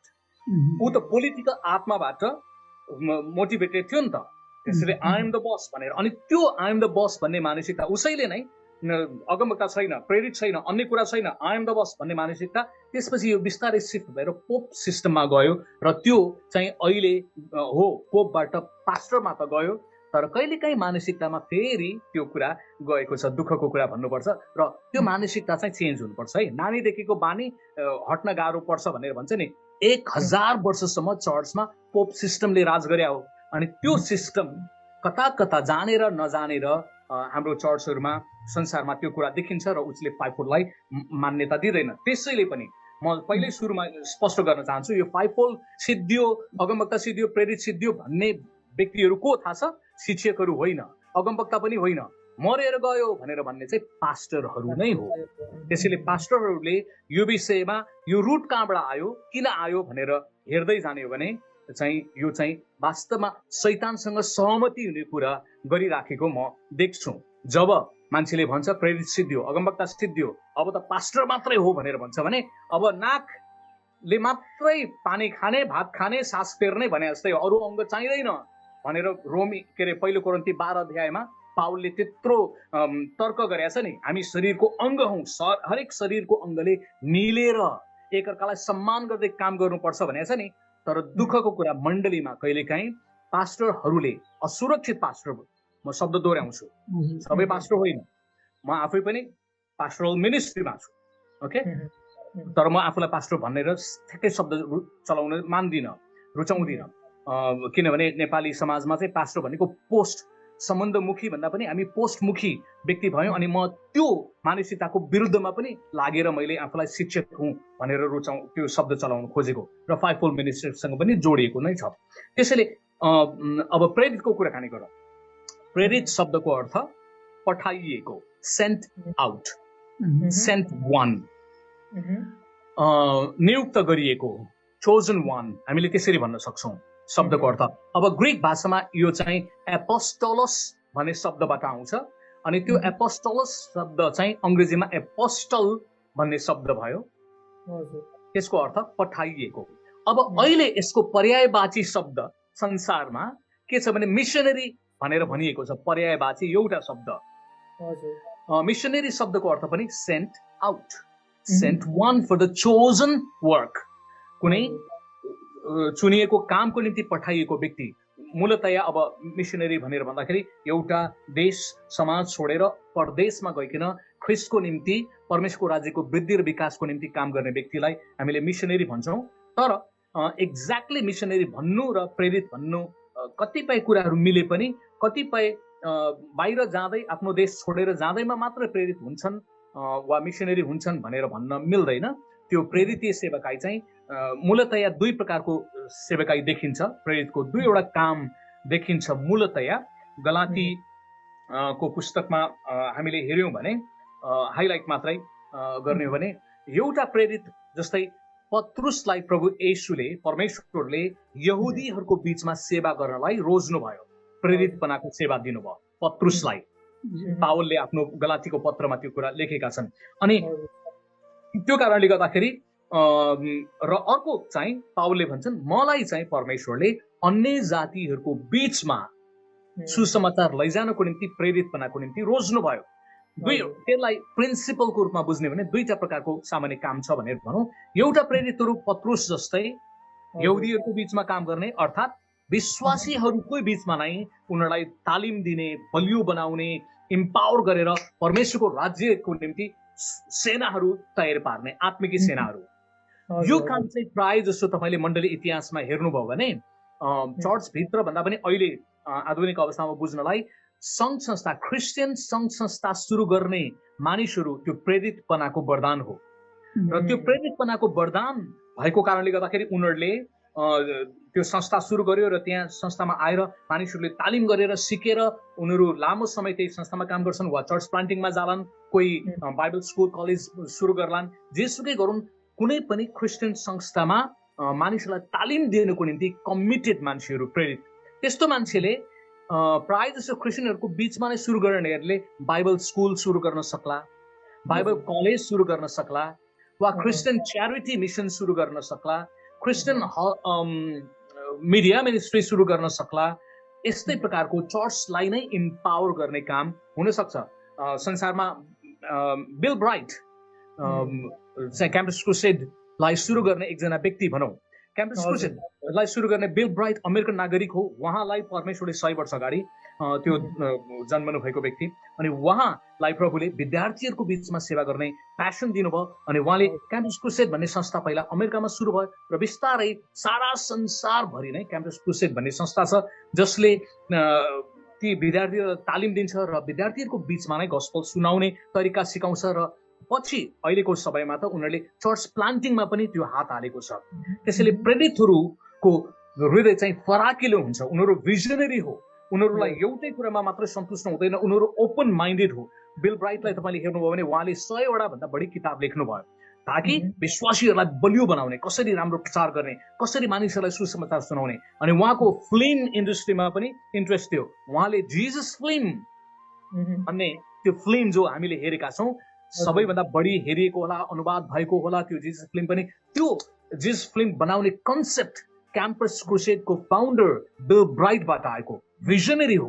प्रेरितहरू त्यो वरदान पास्टरको होइन, त्यो वरदान उहाँ शिक्षक हो, प्रचारक हो, तर मोर अफ एपोस्टलिक गिफ्ट भएको मान्छेहरूले त्यस्तो कुरा गर्छ। त्यसै गरी ओएम, ओपरेसन मोबिलाइजेसन भन्ने एकजना जर्ज वर्बर भन्ने व्यक्तिले सुरु गर्नुभयो। यो पनि त्यस्तै प्रकारको प्रचार प्रसारमा तालिम दिने, उत्साह दिने, सेनाहरूलाई तयारी पार्ने। तर मण्डलीले एउटा कुरा चाहिँ के सोचेको छ भने, ट्रेडिसनल मण्डलीले के भन्छ भने, होइन, चर्च चाहिँ परमेश्वरले सुरु गर्नुभयो, अनि सङ्घ संस्था चाहिँ परमेश्वरले सुरु गर्नुभयो, होइन मान्छेले सुरु गर्नुभयो। उपदेशक 3 अध्यायले के भन्छ भने, सबै कुराको समय छ। हामीले त्यसलाई सेपरेटली हेर्ने पनि समय छ, तर बिग पिक्चरमा हामीले ख्रिस्टको शरीर भनेर हेर्दाखेरि सजिलो पर्छ। चर्च भनेर नहेर्ने, तर ख्रिस्टको शरीर। क्याम्पस क्रुसेड वा सङ्घ संस्थामा काम गर्नेहरू पनि ख्रिस्टको शरीरको एउटा भाग हो, हात हो, एउटा हात हो भने चर्च एउटा हात होला भनौँ। अनि हामीले काटेर छुट्टाएर सेपरेट गर्न आवश्यक छैन। Body of Christ.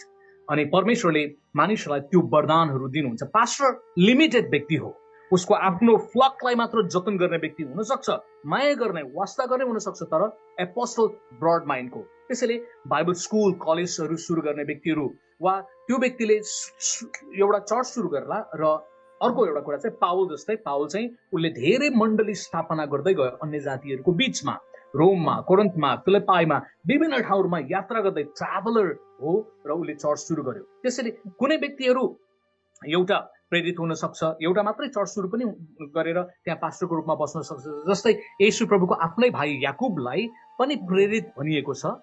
चर्च हिस्ट्रीलाई हेर्ने हो भने प्रेरितले यरुसलेम वा याकुबले यरुसलेमको चर्चमा पास्टरको रूपमा काम गरेर बस्नुभयो। उसले धेरै मण्डली सुरु गरेको देखिँदैन, तर पनि उसलाई प्रेरित भनेको छ। He is still called the apostle. तर अर्को पक्षमा हेर्यो भने पाउल ऊ चाहिँ ट्राभलर छ, धेरै चर्चहरू सुरु गरेको छ, अगुवाहरू निर्माण गर्दै, चेला बनाउँदै धेरै ठाउँमा गएको छ। त्यो पनि प्रभुले दिनुभएको गिफ्ट हो, कोही अन्य जातिहरूको बिचमा, कोही विश्वासीहरूकै बिचमा। त्यसैले प्रेरितको सेवकाई आज पनि छ। मैले कन्टिन्युली धेरै कुरा भन्न सक्छु। YWAM भन्ने एउटा संस्था छ, युथ विथ अ मिसन, अनि त्यो पनि एउटा प्रेरितीय संस्था। लरेन कनिङहम, डार्लिङ कनिङहम, अनि त्यो संस्था नै प्रेरितीय एउटा मिनिस्ट्री छ चर्चलाई प्यारा चर्च अर्गनाइजेसन भएर चर्चलाई धेरै सहायता गर्ने तालिमको क्षेत्रमा मद्दत गरिराखेको छ। नेपालमै ट्रेनिङ सेन्टरहरू छ, सायद तपाईँलाई थाहा होला। नेपालको सबैभन्दा मैले बुझे अनुसार पुरानो बाइबल स्कुलहरू मध्ये एउटा पुरानो बाइबल स्कुल जोरपाटीमा थियो, अनि त्यसलाई नेपाल बाइबल आश्रम भनेर भनिन्थ्यो। त्यो बाइबल आश्रम सुरु गर्ने गिफ्टिङ बोकेका मान्छेहरू, कमिटेड भएर वर्षौंसम्म लाग्ने मान्छेहरू, उनीहरूको गिफ्टलाई हेर्ने भने उनीहरू पास्टर होइन, उनीहरू एपोस्टल हो। सायद रमेश खत्री भन्ने, डक्टर रमेश खत्री भन्ने एकजना व्यक्ति हुनुहुन्छ, एकदमै स्कलर, उहाँ बाइबल विद्वान हो, ग्रिक हिब्रू भाषाको पण्डित हुनुहुन्छ उहाँ, नेपाली। अनि उहाँले त्यो वर्षौंसम्म मानिसहरूलाई तालिम दिनुभयो। अनि क्याम्पस क्रुसेडको तालिमको कारणले गर्दाखेरि अहिले हाम्रो अहिलेको पहिलो जेनेरेसनको जो अगुवाहरू हुनुहुन्छ नि, ती सबलाई तालिम दिने, धेरै जसोलाई तालिम दिने, उत्साह दिने काम चाहिँ एडोन रोङ्गोन भन्ने एकजना दाजु अहिले सिलगढीमा हुनुहुन्छ। उहाँ चाहिँ क्याम्पस क्रुसेड फर नेपालको डाइरेक्टरको रूपमा वर्षौंसम्म काम गर्नुभयो। र अरू पनि क्याम्पस क्रुसेडमा लामो समय काम गर्ने व्यक्तिहरू जो चाहिँ प्रेरित सेवकाई हो। सायद छत्र सुब्बाल भन्ने एकजना दाजु कालिम्पोङमा गएर उहाँले बाइबल स्कुल वा ट्रेनिङ सेन्टर सुरु गर्नुभएको छ, त्यो पनि एपोस्टलिक गिफ्ट हो। अर्को ध्रुव शिष्य भन्ने एकजना व्यक्ति हुनुहुन्छ, उहाँ ट्राभल गर्दै विभिन्न मन्दिरलाई ट्रेनिङ गर्दै इम्पावर गर्दै हिँडिराख्नु भएको छ। त्यसैले आज पनि प्रेरितको सेवकाईहरू छ। अब मैले हाइलाइट गर्नुपर्ने, तर मनमा तपाईँले याद गर्नुभयो नि, म त सिरिज टिचर हो, त्यसैले एउटै विषयमा नै घन्टौँ जान सक्छ, त्यसैले तपाईँले मलाई रोक्नुपर्छ है। हजुर हजुर, हुन्छ, धेरै धन्यवाद। तपाईँले साँच्चै नै एकदमै गहन रूपमा त्यो कुराहरूलाई स्पष्ट पारिदिनु भएको छ। अनि साँच्चै नै यो तपाईँले जसै क्रुको विषयमा कुरा गरिरहनु भएको थियो, क्याम्पस क्रुसेडको विषयमा, हाम्रो स्कुल, म जाने यहाँ स्कुलमा पनि त्यो अर्गनाइजेसन छ। अनि त्यहाँनिर म आइडाहोमा हुँदाखेरि हाम्रो स्कुलमा म पनि त्यसमा सहभागी भएर हामीले सेवाकाई गर्ने मौका पाएको थियौँ क्याम्पसमा स्टुडेन्ट्सहरूकै माझमा। अनि त्यसले साँच्चै नै त्यसको प्रभाव चाहिँ एकदमै अब स्टुडेन्ट्सहरूलाई चाहिँ अब जब उहाँहरू परिवारदेखि टाढा हुनुहुन्छ अनि अब त्यो अवस्थामा चाहिँ उहाँहरूले समेट्ने प्रयत्न गर्नुहुन्छ। अब एक्लै बस्ने स्टुडेन्ट्सहरूलाई चाहिँ परमेश्वरको प्रेम अनि त्यो विभिन्न छजो छायाहरू देखाउने अनि त्यसलाई कभरिङ गर्ने काम गर्नुहुन्छ, त्यो एकदमै राम्रो नै छ। त्यसको लागि हामी धेरै धन्यवाद दिन्छौँ। अनि फेरि पनि हामीले अब हामी अहिले अपोस्टल्समा छौँ, हाम्रो अझै हाम्रो 6वटा विषयहरू रहेको छन्। तर पनि अपोस्टल यदि कोही मान्छे आफूमा त्यो प्रेरितीय गिफ्टिङ छ भन्ने कुरा थाहा गर्दैछ अनि ऊ यङ छ अथवा त्यो कुराहरू अलिकति त्यो कुराहरू छ है भन्ने कुराहरू उहाँलाई त्यो कुराहरू भान भइरहेको छ भने कसरी आफूलाई फेथफुली त्यो कुराहरू चाहिँ आफूलाई डेभलप गर्ने, त्यो कुराहरूमा अपोस्टलिक कुराहरू त अब एकैचोटि म अपोस्टल हो भनेर जान मिलेन। त्यसमा अब लोकल चर्चमा पनि उहाँको एउटा रोल होला, त्यो डेभलप हुँदै गर्दै अवस्थामा कसरी एज अ यङ पर्सन, हाम्रो भ्युवर्सहरू प्रायः जस्तो धेरै यङ भएको कारणले चाहिँ एज अ यङ पर्सन कसरी त्यो वरदान थाहा गरिरहनु भएको छ भने कसरी प्रभुमा फेथफुली अगाडि बढ्ने भन्ने कुराहरूमा अलिकति छोइदिनुहोस् न, अनि हामी अगाडि बढ्नेछौँ। अब त्यसमा धेरै पाटोहरू छ। पहिलो कुरा त एपोस्टलहरूकोमा पनि कलिङ एउटा कुरा हो, तर गिफ्टिङ एउटा कुरा हो। कहिलेकाहीँ आफ्नो कलिङ सँगसँगै आफूसँग भएको गिफ्टिङ के छ त्यो कुरालाई पनि याद गर्ने र त्यसैलाई विकास गर्दै जाने है। त्यो प्रकारको विकास गर्यो भने त्यो कुरालाई निश्चित भएपछि तपाईँ गर्न सक्नुहुन्छ। कहिलेकाहीँ यो एपोस्टलिक गिफ्टिङमा के हुन्छ भने झन्डै धेरै वरदानहरू पनि हुनसक्छ, धेरै ब्रड भएको कारणले गर्दाखेरि कन्फ्युज हुनसक्छ। तर सकभर मेरो सुझाव चाहिँ फोकस आफूलाई गराउने। जस्तै मेरो आफ्नो सवालको कुराकानी गरौँ, म एक प्रकारले भने एपोस्टलिक टीचर पनि हो म, ओके। किनभने नेपालको हाम्रो त्रिएक चर्च, ट्रिनिटी चर्च भन्ने छ, यसलाई हाम्रो चर्चमा मान्छेहरूले बुझेको छ। मैले पास्टर भनेर आफूलाई शब्द नरुचाउनुको कारण पनि के हो भने म पास्टर भन्छु नि, चर्चले मलाई डिमान्ड गर्छ म यहाँ बस्नुपर्छ भनेर। अनि त्यो कारणले गर्दाखेरि मलाई थाहा छ म मोर अफ टिचर हुँ। मलाई परमेश्वरले एउटा चर्च मात्रै भन्दा पनि नेपालभरि वा नेपालभन्दा बाहिर पनि नेपाली सर्कल र कहिलेकाहीँ अरू सर्कलकोमा पनि जान्छु, बढी मोर अफ मेरो हार्ट चाहिँ नेपालको लागि। त्यसैले म फोकस छु नेपालीको निम्ति भनेर, नेपाली भाषीहरूको निम्ति भनेर मैले फोकस गरेँ। अब जस्तै मलाई अमेरिकामा 92 तिर बाइबल कलेज पढ्न जाँदाखेरि नै जाँदै मलाई पहिल्यै निम्तो आइसकेको थियो। सो तपाईले त्यहाँ ग्रेजुएसन हुनसाथ तपाईँ न्युयोर्कको एउटा चर्चमा पास्टर भएर काम गर्नुहोस्। मलाई स्पष्ट थियो अनि मैले भने धन्यवाद तपाईँको यो अफरको निम्ति, तर परमेश्वरले मलाई अमेरिकामा काम गर्नलाई होइन नेपालमा काम गर्नलाई बोलाउनु भएको छ। नेपाली सर्कलकोमा रहनुको निम्ति मलाई परमेश्वरले बोलाउनु भएको छ। म अवश्य मैले त्यो कुरा बुझेँ। म अमेरिकामा बस्नुको निम्ति होइन, म नेपालकै निम्ति।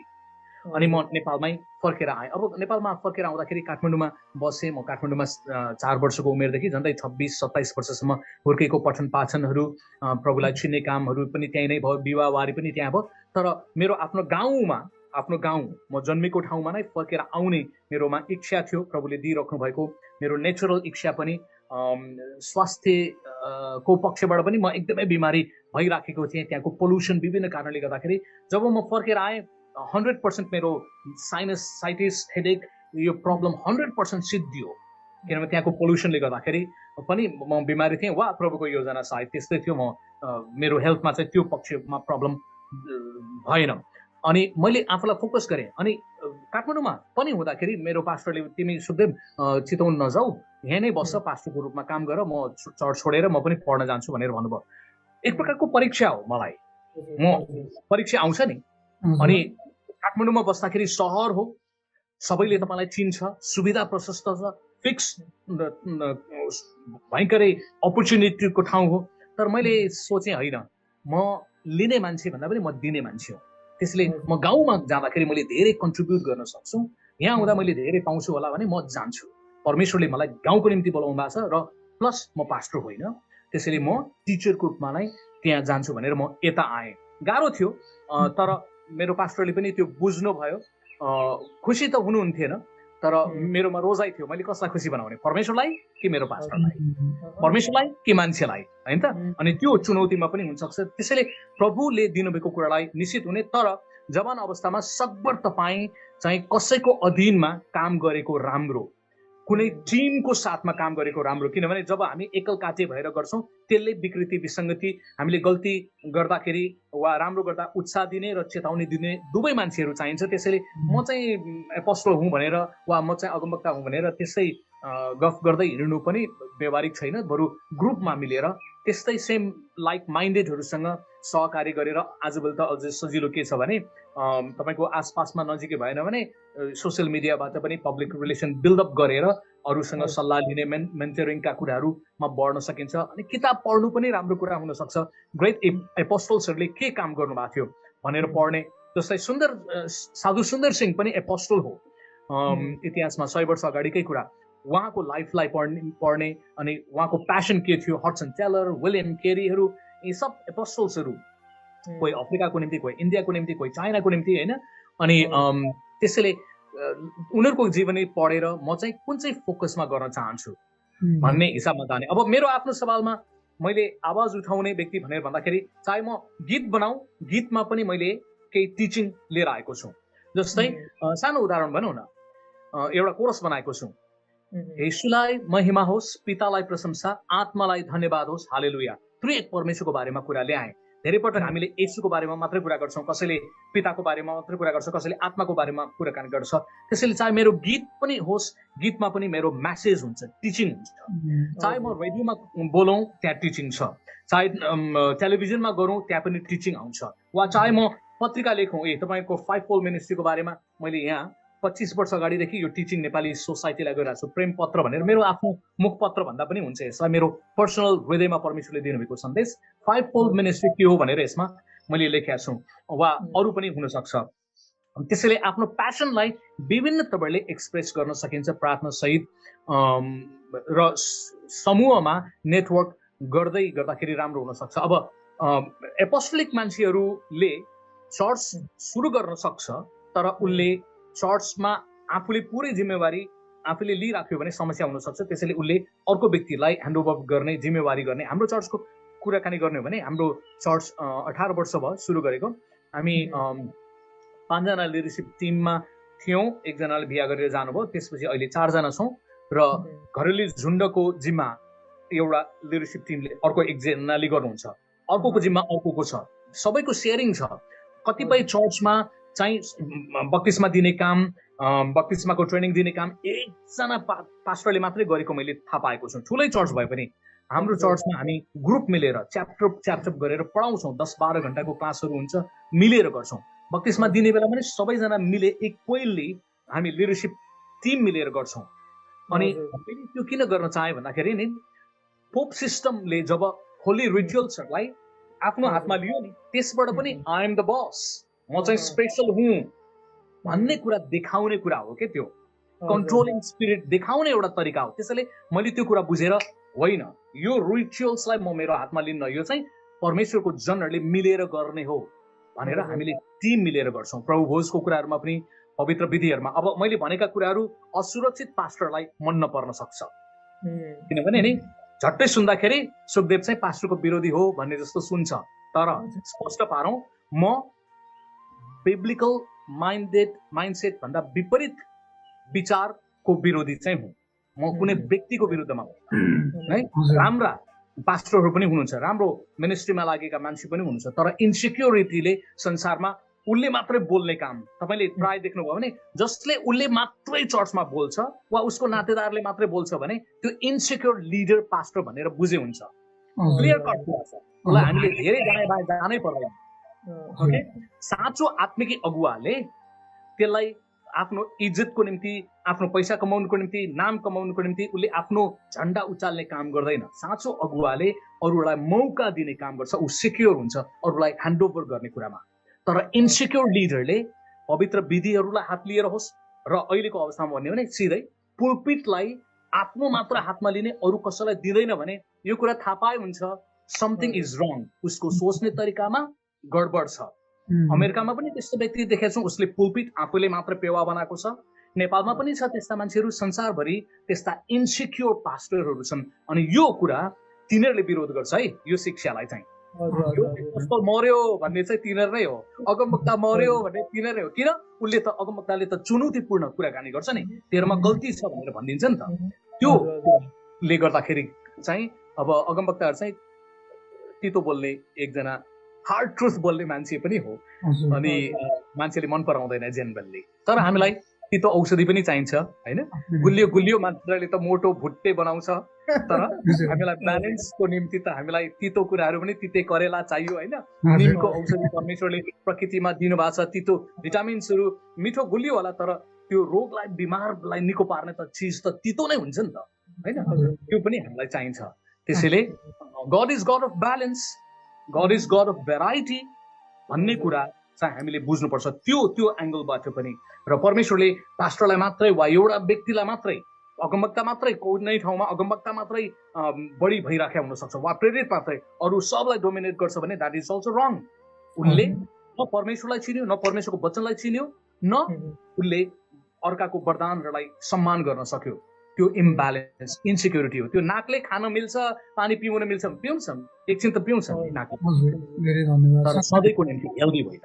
हजुर, साँच्चै नै एकदमै गहिरो कुराहरू जोड्दै हुनुहुन्छ। जसरी अहिले प्रेरितको कुराहरू हामीले, म यो कुरालाई दोहोऱ्याउँदिनँ किनभने जतिजनाले हेर्दै हुनुहुन्छ उहाँहरूलाई मेरो विचारमा यो इनफ भइसक्यो, प्रेरितको सेवाकाई के हो भन्ने कुरा केही न केही उहाँहरूलाई थाहा भइसकेको छ यो विषयमा।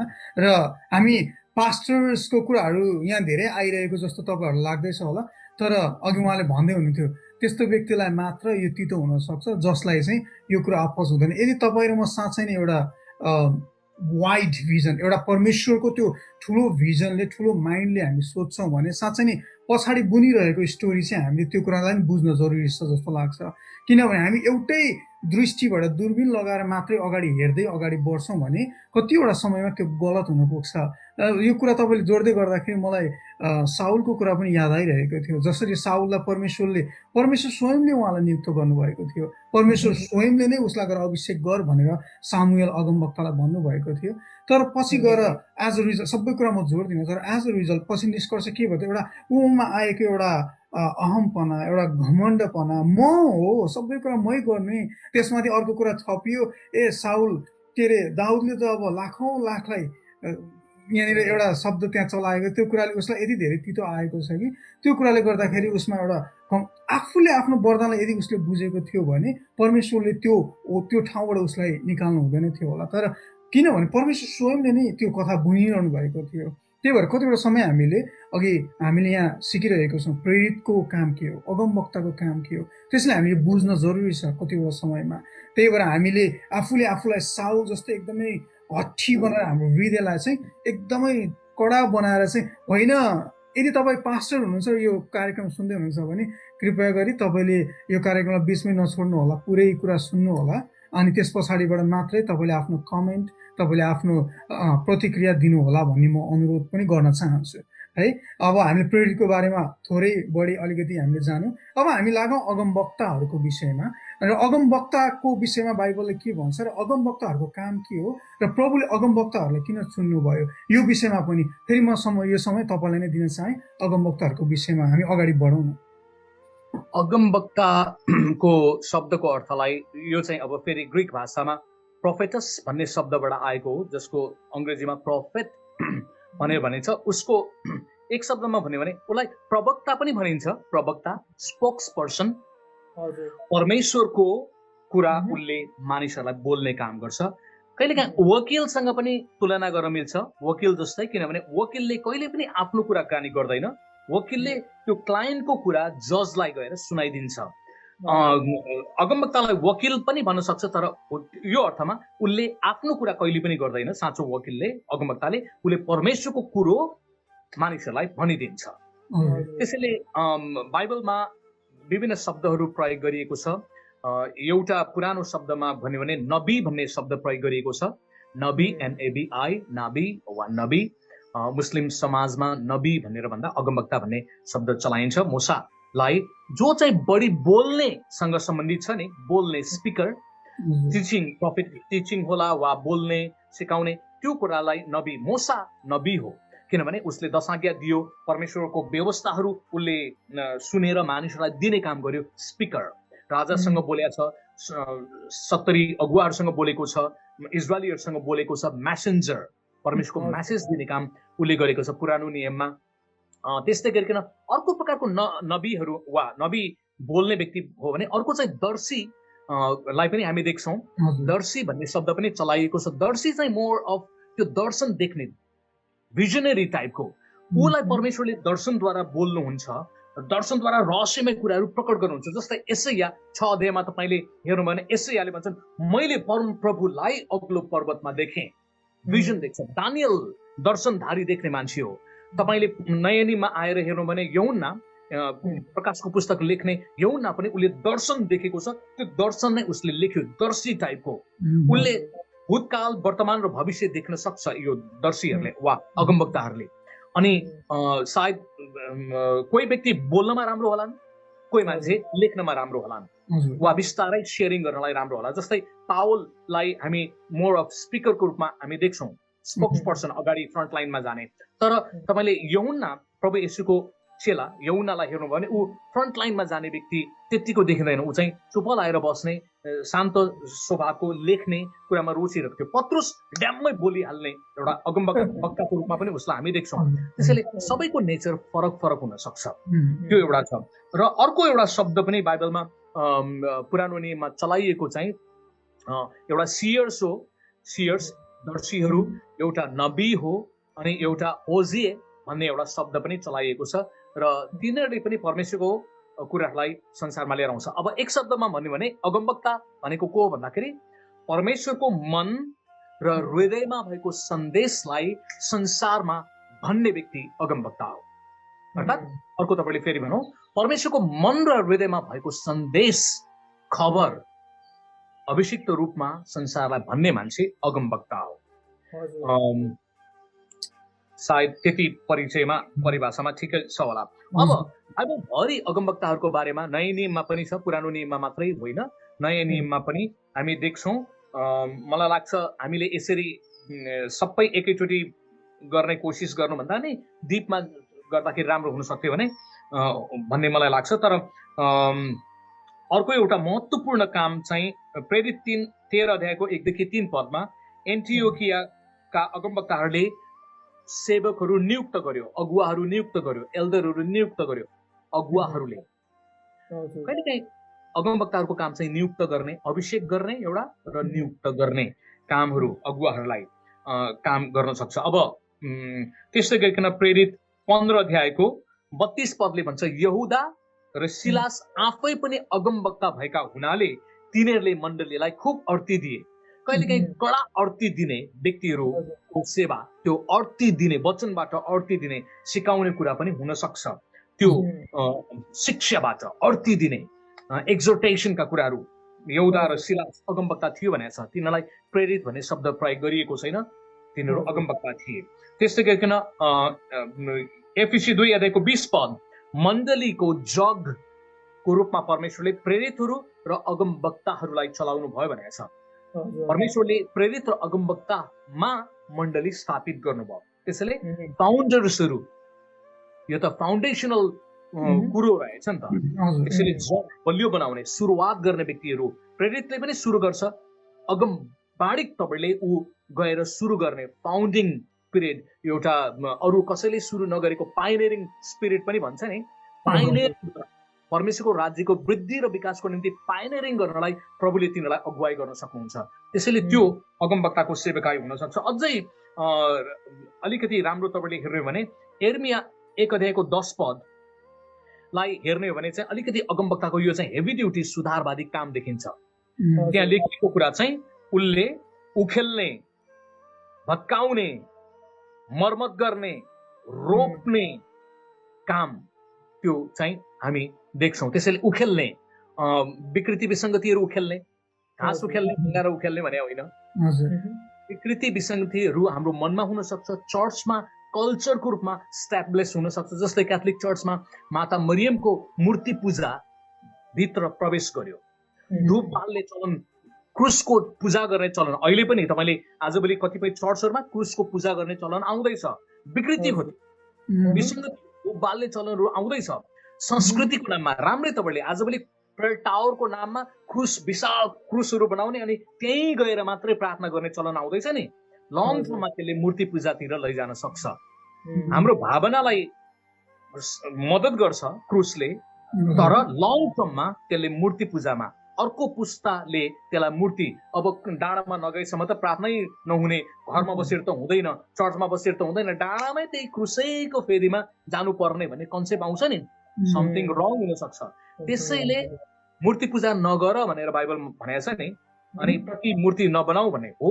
त्यो कुरा पनि हामीले सोच्न आवश्यक छ। अहिले पनि सुधारका कुराहरू, कतिपय व्यक्तिहरूलाई ट्रम्पेट फुक्न पाएन भने उसको अभिषेक सिद्धियो भन्ने लाग्छ, समथिङ इज रङ उसलाई। त्यसैले जो पनि व्यक्तिहरू मूर्ति भएको छ कि छैन भनेर चेक गर्ने भने त्यो कुरालाई प्रयोग नगरिकन शान्त भएर तिमी येशूसँग, येशूको वचनसँग खुसी हुन सक्छौ, सक्दैनौ। यदि सक्दैनौ भने त्यो तिम्रो मूर्ति बनेछ भनेर बुझ्नु पर्यो। गिटार बजाउनेको निम्ति पनि होला, वर्शिप लिड गर्न दिएन भने ऊ can he still be happy. पुलपिटमा शेयरिङ गर्न पाएन भने can he still be happy. Teaching गर्न पाएन भने can he still be happy. यदि ह्याप्पी हुन सकेन भने that has become the idol for you. Ministry can be also idle. त्यसैले विकृति विसङ्गति, परमेश्वरको विकल्प चाहिँ वस्तुहरूले, सेवाहरूले लिन सक्दैन। गड इज गड, येशू येशू, पिता पिता हुनुहुन्छ, पवित्र आत्मा हुनुहुन्छ। हामीले विकल्पको रूपमा चर्चलाई वा गिफ्टहरूलाई बनाउन सक्दैनौँ। हाम्रो खुसी येशूमा छ, हाम्रो आनन्द येशूमा छ। हामी परमेश्वरको वचनबाट आनन्द खुसीका कुराहरू लिन्छौँ। प्रचार नगरिकन पनि खुसी भएर लिसनर भएर बस्न पनि सक्छु। I don't need to speak. अरू व्यक्तिहरूले प्रचार गर्नुहुन्छ, म लिसनरको रूपमा गर्छु। I enjoy listening them speaking. त्यसैले त्यो चाहिँ हामीले जाँच्न आवश्यक छ। अगमवक्ता चाहिँ मोर अफ सुधारवादी। मार्टिन लुथरले एक्ज्याक्टली मण्डलीमा त्यही गर्नुभयो नि त, होइन? पोपबाट मुक्ति छ वा पैसा तिरेर मुक्ति छ वा धर्म कर्म गरेर मुक्ति छ भन्ने विचारलाई उनले तोडिदियो। त्यसलाई उखेल्ने काम, भत्काउने काम, सुधारवादी काम, रिफर्मेटिभ काम। अनि कहिलेकाहीँ यो चाहिँ जसिलो हुँदैन र भनिन्छ नि, काम गर्दाखेरि हात मैला हुन्छ, उसको मैला हुन्छ। त्यसैले सुधारवादी काममा चाहिँ मानिसहरूले कम्प्लेन गर्न सक्छ, चित्त नबुझाउन सक्छ, तर बिस्तारै उनीहरूको कुरा चाहिँ मान्छेले एप्रिसिएट सायद 25 वर्षपछि गर्छ होला, 30 वर्षपछि गर्छ होला, है? त्यसैले प्रोफेटिक मिनिस्ट्रीमा कोही लागेको छ भने मान्छेले स्वीकार गरेन भने बरु प्रार्थना गर्ने, आफ्नो काम खुरुखुरु गरेर गर्ने, केही व्यक्तिहरूसँग अनुभवी व्यक्तिहरूसँग सल्लाह सुझाव पनि दिँदाखेरि राम्रो हुन सक्छ र धीरजसँग परमेश्वरले दिनुभएको कुरामा चाहिँ बढ्दै गर्दाखेरि राम्रो हुन सक्छ। र अर्को एउटा पाटो पनि पहिलो कोरिन्थी 14 अध्यायको 3 र 4 पद पनि हामीले याद गर्न आवश्यक छ। यो चाहिँ more of soft side of prophecy देखिन्छ। त्यहाँ हामीले हेर्ने भने अगमबाडी बोल्नेले मानिसहरूसँग नै बोल्दछ, उसले सुधार, शान्ति र सान्त्वनाको कुराकानी गर्छ। अब कहिलेकाहीँ पर्सनल प्रोफेसीका कुरा हुन सक्छ, त्यसमा चाहिँ उत्साह, शान्ति, उसलाई चाहिएको परमेश्वरको वचन आउन सक्छ। अब अगमबाडीको वरदान र अगमवक्ताको सेवकाई चाहिँ फरक हो। अगमबाडीको वरदान चाहिँ मण्डलीको सर्वसाधारण विश्वासीलाई पनि मिल्न सक्ला। कहिलेकाहीँ अगमबाडीको त्यो माहौल भएको बेलामा सर्वसाधारण जसलाई अगमबाडीको केही पनि कुरा थाहा छैन त्यसले पनि अगमबाडी गरिदिन सक्छ। जसरी राजा साउलले पनि त्यो अगमवक्ताहरूको दलमा हुँदाखेरि त्यो एनोइन्टिङ उसलाई आयो, उसले पनि अगमबाडी गरेका छ। अनि त्यो हुन सक्छ नयाँ विश्वासीहरूलाई पनि। तर त्यो चाहिँ एउटा शब्द, एउटा उत्साह, उमङ्ग, जा नजा, यो गर त्यो गर, कम्फोर्टिङ, चेताउने त्यो कुरा हुन सक्छ सानो स्केलको, त्यो चाहिँ लिमिट एरियाको निम्ति। तर अगमवक्ताको सेवकाई उसले 1 घण्टाको टिचिङ भरि नै प्रोफेटिक टिचिङबाट सुधारको कुरा मण्डली भरिको लागि लिएर आउन सक्छ। कुनै एउटा व्यक्तिको निम्ति नहोला, उसले देशको निम्ति लिएर आउन सक्छ। मार्टिन लुथरले कुनै एउटा पर्सनल गिफ्ट अफ प्रोफेसीलाई प्रयोग गरेको देखिँदैन, तर उहाँले गिफ्ट अफ प्रोफेटलाई प्रयोग गर्नुभयो सुधारबारे। उसले देशको निम्ति, संसारको निम्ति, मण्डलीको निम्ति ब्रड पिक्चरबाट सोध्छ। अनि आजभोलि हाम्रो नेपाली समाजमा चाहिँ अगमबाडी 1-2 फाटोफुटो गर्नेलाई अगमवक्ता भनेर हामीले भनिरहन्छौँ। मलाई लाग्छ त्यो बेठिक शब्द हो। र त्यो 1-2 गिफ्ट अफ प्रोफेसी भएको मान्छेले म चाहिँ अगमवक्ता हुँ भनेर भनिहाल्नु पर्दैन। गीत गाउन त दुनियाँले गाउँछ नि, गाउँदैन र? तर सिङ्गर सबै हो र? सबैसँग पैसा छ नि, पैसा सबैसँग छ भन्दैमा सबै धनी मान्छे हो र? बिल गेट्स हो र? होइन नि। केले बिल गेट्सलाई बिल गेट्स बनाउँछ वा धनीलाई धनी बनाउँछ र केले गरिबलाई गरिब बनाउँछ? दुवैसँग पैसा छ, एमाउन्ट अफ मनी, होइन त? हामीलाई थाहा छ नि। त्यसैले गिफ्ट अफ प्रोफेसी भन्दैमा म चाहिँ प्रफिट हो वा फलानो इज प्रफिट भनेर भनिहाल्नु पनि पर्दैन। त्यसैले ती व्यक्तिहरूले पनि के हो भनेर टिचिङ चाहिँ लिनुपर्छ भन्छु म, है। टिचिङ लिने र आफूले आफूलाई टाइटलको पछि चाहिँ दौडिनु हुँदैन। आजभोलि नेपालमा पनि केही भाइहरू मैले देख्दैछु चाहिँ नयाँ पुस्ताहरू जसलाई चाहिँ अलिकति उनीहरूलाई केही गरौँ न, टाइटल लिइहालौँ न भन्ने एउटा जोस हुन्छ। त्यो कुरा चाहिँ नगरोस् भन्ने मेरो चाहना। र कहिलेकाहीँ अगमवक्ताहरूले चाहिँ कतिपय कुरालाई उनीहरूलाई प्रभुले सर्टेन ठाउँमा त्यो दिनुभएको कुरा सबै ठाउँमा ब्रान्डिङ गर्नु हुँदैन भन्छु म। ब्रान्डिङ भनेको एउटा व्यक्तिलाई पानी पिउनलाई अगुवाई दिनुभयो अरे, ल पानी पिउ, पानीद्वारा तिमीलाई प्रभुले छड्केर निको भयो भन्ने लाग्छ भने लौ अब सबैतिर अभिषेकको पानी भनेर भनिदियो भने ब्रान्डिङ भयो त्यो। तपाईँले पुरानो नियममा याद गर्नुहोस् न, अगमवक्ता एकजना अगमवक्तालाई परमेश्वरले भन्नुभयो, तैँले नुन हाल त्यो कचौरामा, नुन त्यो बिखालु पानीमा हाल्दे अनि त्यो चाहिँ शुद्ध हुन्छ। अब त्यो अगमवक्ताले अभिषेकको नुन, कम अन एभ्रीबडी, मसँग अभिषेकको नुन छ भने ब्रान्डिङ गरेर बेच्न थाले भए, लोगो लगाउन थाले भए के हुन्थ्यो? अनि अगमवक्ताको प्रोफेटिक मिनिस्ट्रीको गल्ती चाहिँ, पिटफल्स अफ प्रोफेटिक मिनिस्ट्री चाहिँ यस्तो हो क्या, उनीहरू भावनावादी हुन्छ र ब्रान्डिङ गर्न थाल्छ।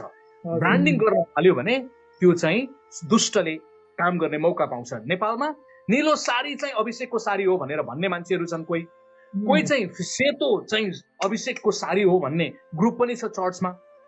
त्यो हावादारी कुराकानी गर्ने। अमेरिकामै एउटा चर्च छ, नेकेड चर्च, सायद तपाईँहरूलाई थाहा छ होला। त्यो पास्टरलाई लाग्यो है आदम हब्बा डाङ्गै थियो, त्यसैले प्रभुको जनहरू नाङ्गै हुनुपर्छ। लाजविहीन अवस्थामा आदम हब्बामा पवित्र शुद्ध मान्छेहरू नाङ्गै हुन्छन्। त्यो इमोसनलिजममा चल्यो। त्यसैले यो प्रोफेटिक मिनिस्ट्री भएका मान्छेहरूले टिम लिनु पर्यो र बाइबलसँग आफ्नो भावनामा दौडिनु हुन्न, है। अनि प्रोफेटिक मिनिस्ट्री गर्ने व्यक्तिहरूबाट नै झुटा शिक्षाका कुराहरू आउनु पनि सक्छ।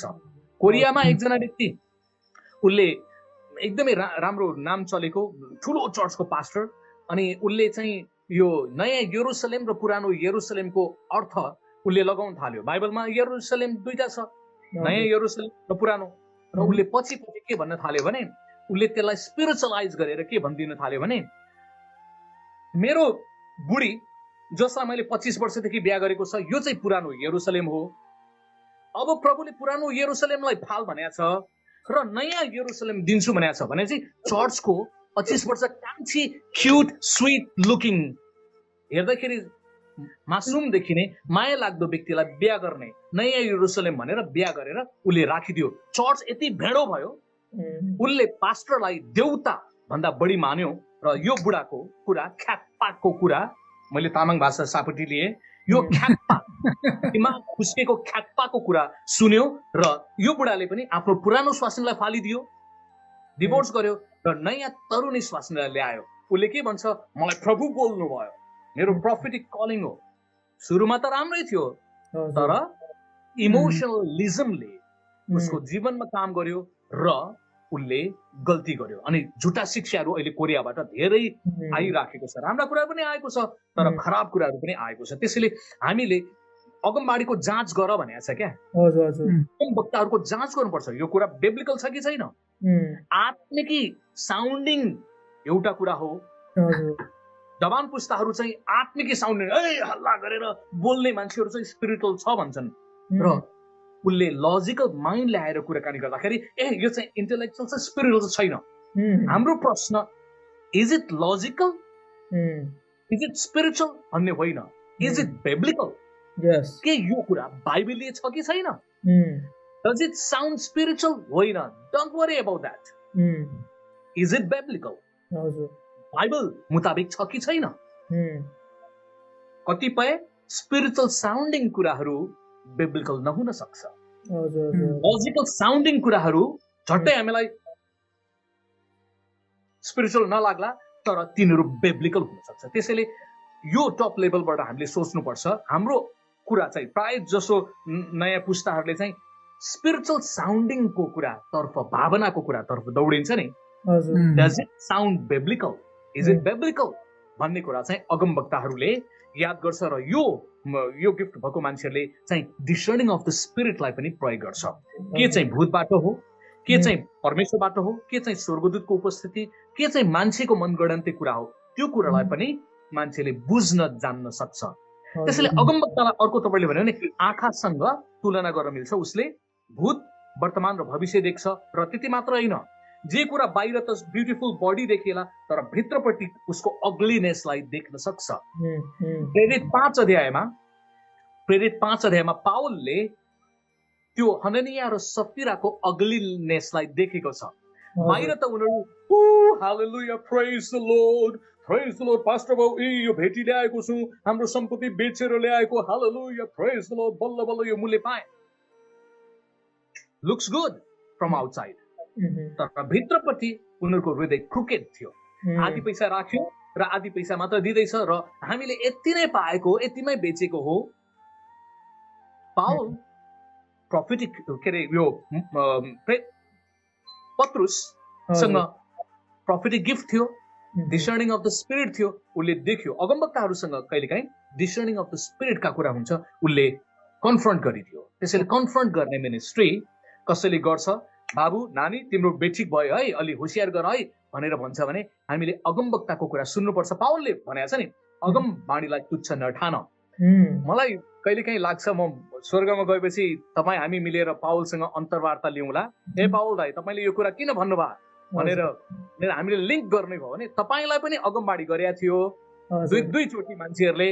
तपाईँले त्यो इन्कार गरेर तपाईँ जाँदाखेरि पक्राउ परेको थियो 21 अध्याय प्रेरितमा। त्यही कुरा सम्झिँदाखेरि पनि तपाईँले अगमवाणीलाई तुच्छ नठान अरूलाई भन्न खोज्या हो, तपाईँले पनि दुःख पाएर त्यो गर्न लायो हो भन्ने सोध्न मन लागेको छ मलाई। सायद पावलले अनेस्ट भएर हो यो कुरा ठिक हो, मैले वास्तवमा सुन्नु पर्ने थियो ती अगमवक्ताहरूले भनेको कुरालाई भनेर उसले हामीलाई सायद भन्छ भन्ने मलाई लाग्छ। उनले काहीँ पनि त्यो कुरा चाहिँ भनेका छैनन्, मैले चाहिँ सुनिन भनेर, तर अरूलाई चाहिँ भनेको छ तिमीहरूले तुच्छ नठान। किन?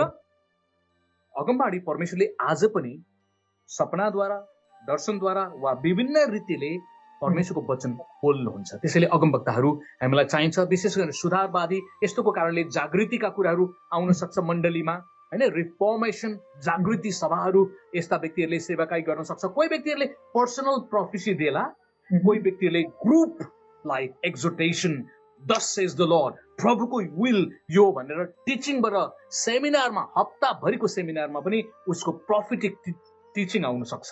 याद गर्नुहोस् है, पर्सनल प्रोफेसी नदेला कोही व्यक्तिको गिफ्ट पर्सनल प्रोफेसी मात्रै। मैले एक दुई दिन अगाडि काले तामाङ भन्ने एकजना को बारेमा तपाईँको अमेरिकामै भएको भाइको बारेमा हेरेको थिएँ। उहाँकोमा चाहिँ पर्सनल प्रोफेसी जस्तो देखेँ मैले।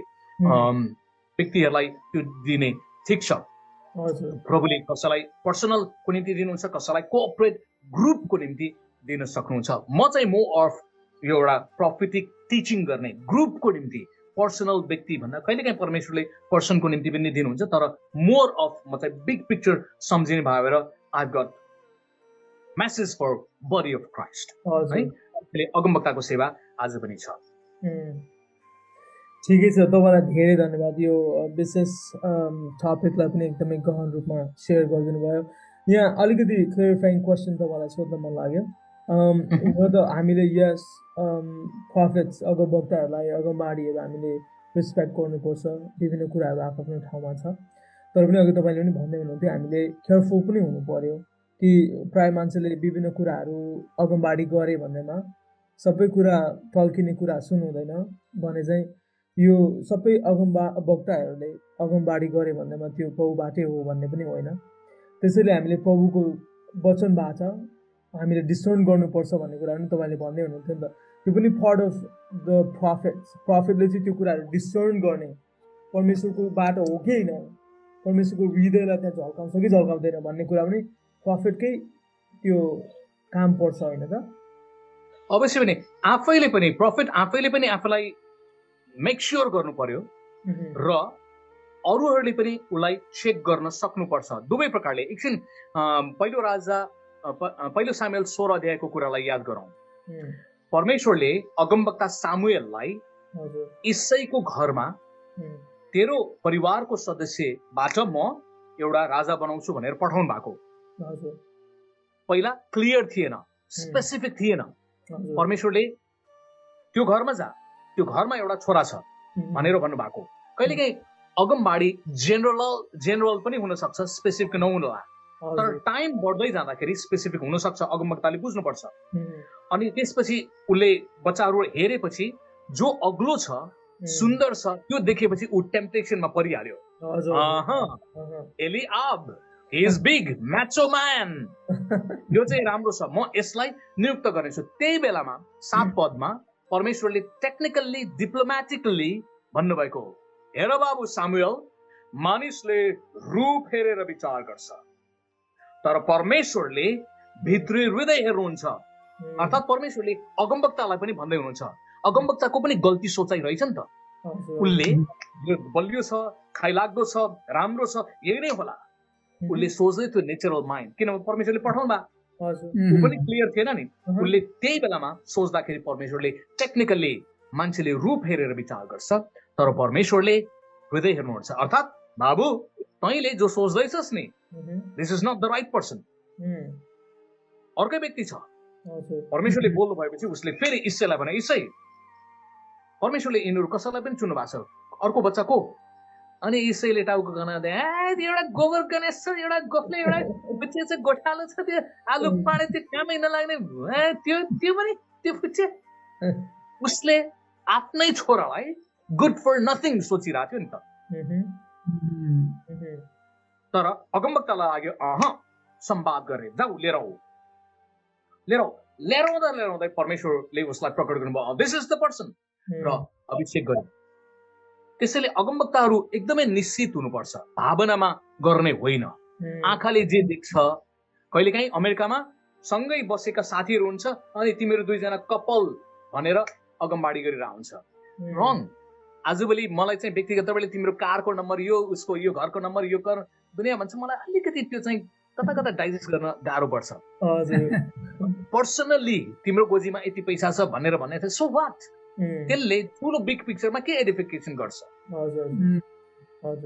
अनि पर्सनल कुराहरूमा जानु भन्दा पनि बडी अफ क्राइस्टलाई व्हाट डज बाइबल से, वचनलाई उचाल्ने।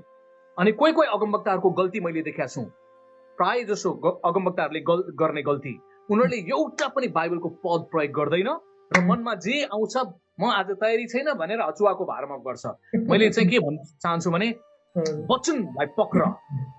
नयाँ प्रोफेटिक मिनिस्ट्रीहरूले प्रार्थना गर, प्रभु तपाईँ गोलमालको परमेश्वर हुनुहुन्न, म अनिश्चित छु, तपाईँले केही त दिनुहोस्, वा केही पनि छैन भने तपाईँले प्रार्थना सहित त्यो विचारसँग मिल्ने एउटा वचन पक्रेर, एउटा खण्ड पक्रेर सुरु गर्नुहोस्।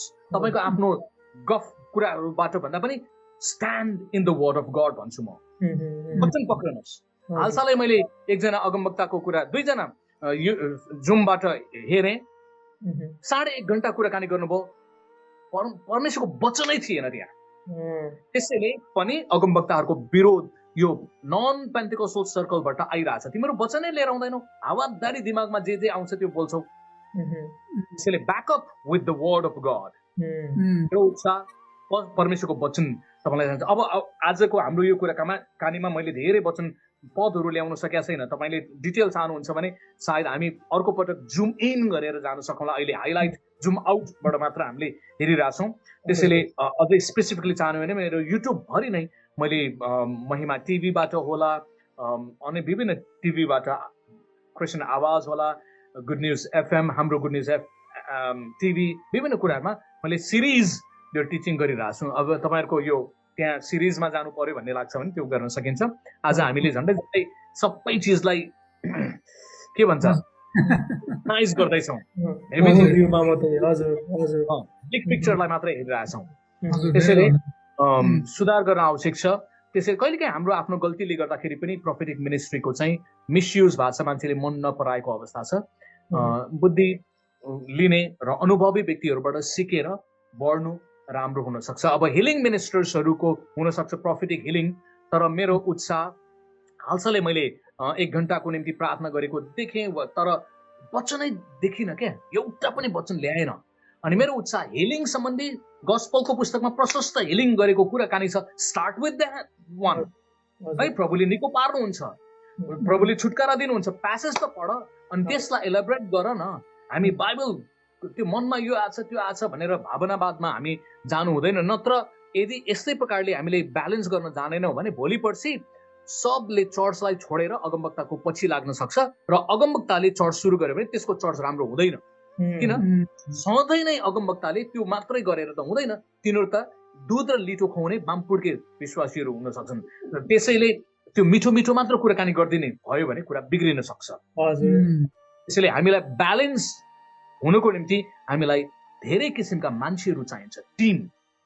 अगमवक्ता पनि एउटा कडा स्वभावको अगमवक्ता होला, अर्को सफ्ट टाइपको अगमवक्ता होला। रुन्चे अगमवक्ता भनेर हामीले यिर्मियालाई चिन्छौँ नि, प्रभुले तिमीलाई माया गर्नुहुन्छ, मेरो छोरा छोरी तिमीसँग म छु, त्यो रुन्चे पनि चाहिन्छ, त्यसले पनि हामीलाई काम दिन्छ। तर यौना सर्पका सन्तानहरू कहाँबाट? Wrong is wrong, black is black, white is white, समलिङ्गी पाप हो। तर अनुग्रहवादीहरूले यो चाहिँ एउटा मिस्टेक मात्रै हो, समलिङ्गी गर्दा हुन्छ, प्रभुले तिमीलाई त्यसरी कसले भन्यो? त्यो बकवास छ। सिन इज सिन, कराउने मान्छे चाहियो नि त, कुर्लिने मान्छे चाहियो नि, पाप नै हो। अमेरिकामा एक्सट्रिमिस्ट ग्रुपहरू पनि छ, त्यसैले उनीहरूले समलिङ्गीहरूलाई पनि विवाह दिने, प्रभुले माया गर्नुहुन्छ हो, God loves sinner but he hates sin भनेर अगमवक्ताले भन्न सक्नुपर्छ। हो, पापीहरू आऊ चर्चमा, तर पापको साथमा नबस, चेन्ज भएर जाऊ। तिम्रो त्यो पुरानो मानसिकता लिएर आउँछौ, तिमी चेन्ज हुनुपर्छ। अगमवक्ता कराउँछ नि, त्यसैले हामीलाई सबै किसिमको मान्छेहरू चाहिन्छ कि टिम वर्क। बडी मिनिस्ट्रीको एउटा फाइदा नै त्यही हो नि। घरमा पनि आमाले चडाम्म पिटिरहेको बेलामा बाउले गएर बाबु यस्तो हो नि त, होइन यो छ नि तिम्रो गल्तीमा पो हाने नि त भनेर सम्झाउँछ नि। हो, त्यो चेक एन्ड ब्यालेन्स चाहिँ चाहिन्छ। बाउले पनि हान्ने, आमाले पनि हान्ने, दाइले पनि हान्ने भन्यो भने कुरा भड्किन्छ, अनि त्यस्ता छोराछोरी चाँडै पहिला जान्छन्, होइन, विद्रोही भएर ड्रग्समा जान्छन्।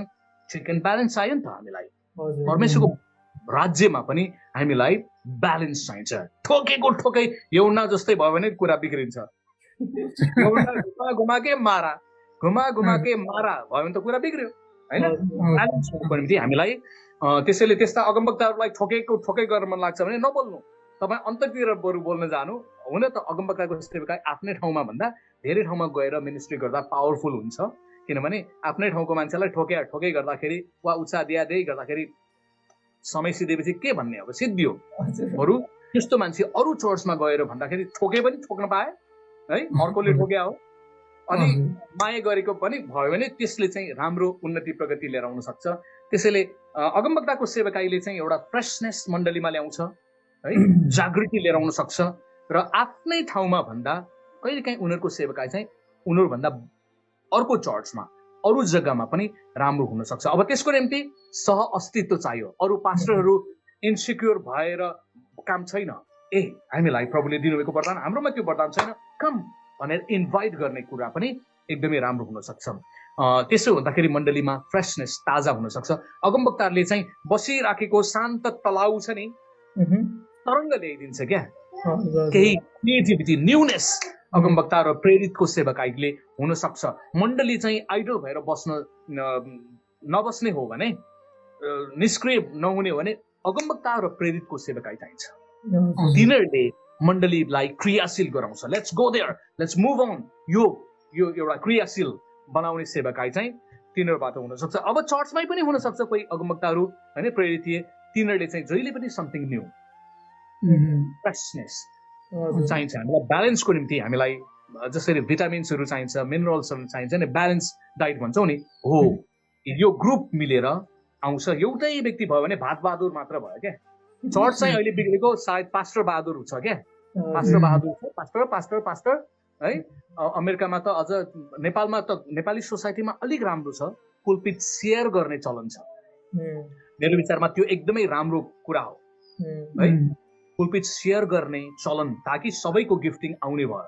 अमेरिकाको चर्चहरू कतिपय चर्च एउटै मान्छे वर्षौंदेखि कन्टिन्युली बोल्छ र उनीहरूको कल्चरमा नो प्रब्लम, उनीहरूले त्यसलाई मन पराउँछ। नयाँ मान्छे बोल्यो भने उसलाई चित्त बुझ्दैन, तिनीहरूलाई बेबी फिडिङ कुराहरू मनपर्छ, त्यसले मिठो जोक्स लिएर आउँछ, अलिकति लिएर आउँछ, बाबु अघि डुबी मात्रै कुरा लिएर आउँछ, त्यो हाइपर ग्रेसका कुरा मात्रै गर्ने, पापलाई पाप नभन्ने प्रिचरहरू छ नि अमेरिकामा। मेगा चर्चहरूको प्राय ठुलो समस्या चाहिँ त्यही हो।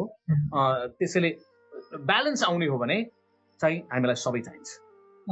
धेरै धन्यवाद तपाईँलाई मित्रहरू। जस्तै आज हामीले यो कुराहरू सुन्दैछौँ, प्रेरितहरू, अगमवक्ताहरू, यसरी हामीले अहिले भर्खरै 2वटा विषयलाई मात्र अलिकति एक्सपान्ड गरेर हेरिरहेको छौँ। अझ यहाँ धेरै कुरा रहन सक्छ। अघि उहाँले भन्दै हुनुहुन्थ्यो यसलाई पुरै नै हामी गहिरो रूपमा जाने हो भने उहाँले भन्दै हुनुहुन्थ्यो सिरिजहरू छ, उहाँको आफ्नै च्यानल पनि छ र जति पनि गुड न्युज एफएमको कुराहरू गर्दै हुनुहुन्थ्यो, गुड न्युज टिभी, जति पनि महिमा टिभी, तपाईँहरूले त्यहाँ गएर पनि त्यो सिरिजलाई हेर्न सक्नुहुन्छ। र हामीले पनि यसलाई पुरै छोड्ने प्रयास गरिरहेको छौँ। तपाईँ हामीसँगै टाँसिरहनु होला र अझै पनि 3वटा विषय यहाँनिर छ, जोडिरहेको छ। धेरै असल असल कुराहरू यहाँनिर उहाँले जोडिरहनु भएको छ, जसले गर्दा एउटा यो ठेट शब्दमा मात्र नभइकन उहाँले एकदमै सही तवरले उदाहरण दिएर हामीलाई बुझाइरहनु भएको छ कि प्रेरित र अगमवक्ता, हामी यो विषयमा क्लियर भइसकेको छौँ। अब प्रचारकहरूको विषयमा हामी अगाडि बढ्नुभन्दा अगाडि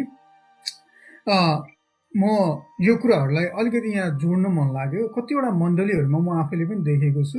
अघि उहाँले भन्दै हुनुहुन्थ्यो, धेरै ठाउँमा मैले कतिवटा भिडियोजहरू पनि देखेको छु, यो अभिषेक तेलको कुराहरू, तेललाई अभिषेक गरेर पास्टरबाट एउटा अभिषेक गराएर अनि त्यसलाई बेचबिखन गर्ने, अनि त्यस पछाडिबाट कतिवटा घरहरू किनिन्छ, घर अथवा बिजनेस अथवा कुनैबाट आफ्नो एउटा इक्विपमेन्टहरू किनिन्छ घरको लागि, प्रयोगको लागि भने त्यहाँनिर पनि अब त्यसलाई पानीलाई प्रार्थना गरेर छर्किन लगाउने, यो कहाँसम्मको बिब्लिकल छ, यो कहाँसम्मको बाइबलीय छ? यसलाई पनि यस्तो मानसिकता भएको व्यक्तिहरू अथवा विश्वासीहरू, उहाँहरू पनि प्रभुकै जनहरू हुन्, उहाँहरूलाई त्यो कुराबाट क्लियरिटी, अझै त्यहाँबाट मुक्त हुनको लागि सहज एउटा वातावरण कसरी हुन सक्छ होला र उहाँहरूको विश्वासमा पनि त्यो कुराले ठेस नपुगोस्, तर त्यो कुरा चाहिँ यो तवरले चाहिँ बाइबलीय छैन अथवा यो तवरले चाहिँ बिब्लिकल छ भनेर यो कुरामा 1-2वटा कुरा जोडिदिनुहोस् न, अनि त्यस पछाडि हामी प्रचारकहरूको विषयमा जाउँला। तेलको प्रयोग गर्ने सवालको पहिला कुराकानी गरौँ। तेल प्रयोग गर्ने कुरा त बिब्लिकल चाहिँ हो। पहिलो सामुएल 10 अध्यायको 1 पदमा तपाईँले पुरानो नियममा हेर्नुभयो भने जब अगमवक्ताहरूले राजालाई नियुक्त गर्थ्यो, उसलाई तेल खनाइन्थ्यो पुरै शिरभरि नै, होइन। पहिलो सामुएल 10 अध्यायको 1 पदमा हामी देख्छौँ। त्यस्तै गरिकन यो के अरे पुजारीलाई पनि नियुक्त गर्दाखेरि पुजारीको रूपमा सेवा नियुक्त गर्दाखेरि उसलाई त्यो गरिन्थ्यो। भजन सङ्ग्रह 133 मा त्यो गीतमा पनि हामी पाउँछौँ। एकतामा रहनु कति मनोहर हुन्छ, त्यो त हारुनको दारीमा बगेको तेल जस्तै हो भनेर भनेको छ। त्यो बिब्लिकल चलन चाहिँ हो तेल प्रयोग गर्ने। नयाँ नियममा पनि याकुब 5 अध्यायमा कोही बिमारी छ भने धर्मगुरुहरूलाई बोलाओस् र तिनीहरूले तेलले अभिषेक गरेर तेलको साथमा प्रयोग गरेर त्यसलाई प्रार्थना गरून् भनेर भनिएको छ। त्यसैले त्यो कारणले गर्दाखेरि प्रयोग गर्ने सवाल चाहिँ बिब्लिकल हो, ठिक छ। तर जब प्रब्लम चाहिँ कहाँ हुन्छ भने ब्रान्डिङ जब कसैले गर्न थाल्छ नि, ब्रान्डिङ, यो चाहिँ अभिषेक तेल हो, यो तेल लिएर तिमी घरमा जाऊ, बिमारी हुँदा के गर्दा सबै गर्छौ भनेर भन्न थाल्यो भने येशूलाई भन्दा वा परमेश्वरको आत्मालाई भन्दा परमेश्वरबाट आउने अभिषेकलाई भन्दा कुनै वस्तु अब्जेक्टलाई ठुलो बनाउन थाल्यो भने त्यो चाहिँ मूर्ति पूजा जस्तो बन्न सक्छ। त्यसैले त्यो ब्रान्डिङ चाहिँ गर्नुहुन्न मेरो विचारमा। चाहे पानी होला, अहिले पानी अभिषेकको पानी भनेर गर्ने व्यक्तिहरू हुन्छन्। अमेरिकामा अभिषेकको बाइबल, एनोइन्टेड बाइबल भनेर बेच्ने चलन छ। अभिषेकको रुमाल भनेर बेच्ने चलन छ। अभिषेकको कप भनेर बेच्ने चलन छ। सबै ब्रान्डिङ हो, मनी माइन्डेड। त्यो चाहिँ बालमको आत्मा पस्या हो, बिजनेसको स्पिरिट पस्या हो, वा त्यो चाहिँ कहिलेकाहीँ जिजेबलको स्पिरिट पनि पस्या हो, यहाँ जोडिन्छ। अनि त्यो ब्रान्डिङ चाहिँ गर्नुहुन्न। एक चाहे निलो साडी भनौँ वा रातो साडी वा कालो लुगा वा सेतो लुगा, ब्रान्डिङ भयो क्या। नेपालमा 700 रुपियाँ पर्ने साडीलाई अभिषेकको साडी भनेर 3500 मा बेच्ने चलन पनि छ। अहिले पानी बेच्ने चलन आएको छ। बेच्न त बेच्दैन, तर लैजानुहोस् र तपाईँले निको भयो भने प्रभुको भेटी भनेर 1 लाख रुपियाँ पनि दिएको छ भन्ने कुरा सुनेको छु। अमेरिका, युरोप, कोही इजरायलबाट पवित्र पानी भनेर लिएर आउँछन्, अभिषेकको तेल भनेर लिएर आउँछन्। मेरो विचारमा त्यो लङ टर्ममा त्यसले हामीलाई मूर्ति पूजा भावनावादीतिर लैजान्छ। हो, बिब्लिकल हो, तेल प्रयोग गर्नु बिब्लिकल हो, तर तेल छ भने प्रयोग गर्ने। तेल चाहिँ अभिषेक त होइन, अभिषेक त परमेश्वरमा हो नि, यो त माध्यमको रूपमा मात्रै प्रयोग गरेको। ठिक छ, तेलमा नेचुरल्ली निको पार्न सक्ने क्षमता छ, त्यसको वासनामा मिठास छ।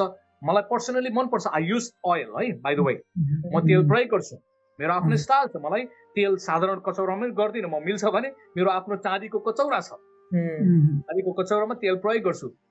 मेरो पर्सनल ओपिनियन हो, मेरो पर्सनल। अब येशू प्रभुले कहिलेकाहीँ अब यसलाई अर्को पाटोबाट पनि हेर्नुपर्छ। येशूले भन्नुभयो तिम्रो विश्वास अनुसार तिमीलाई होस्।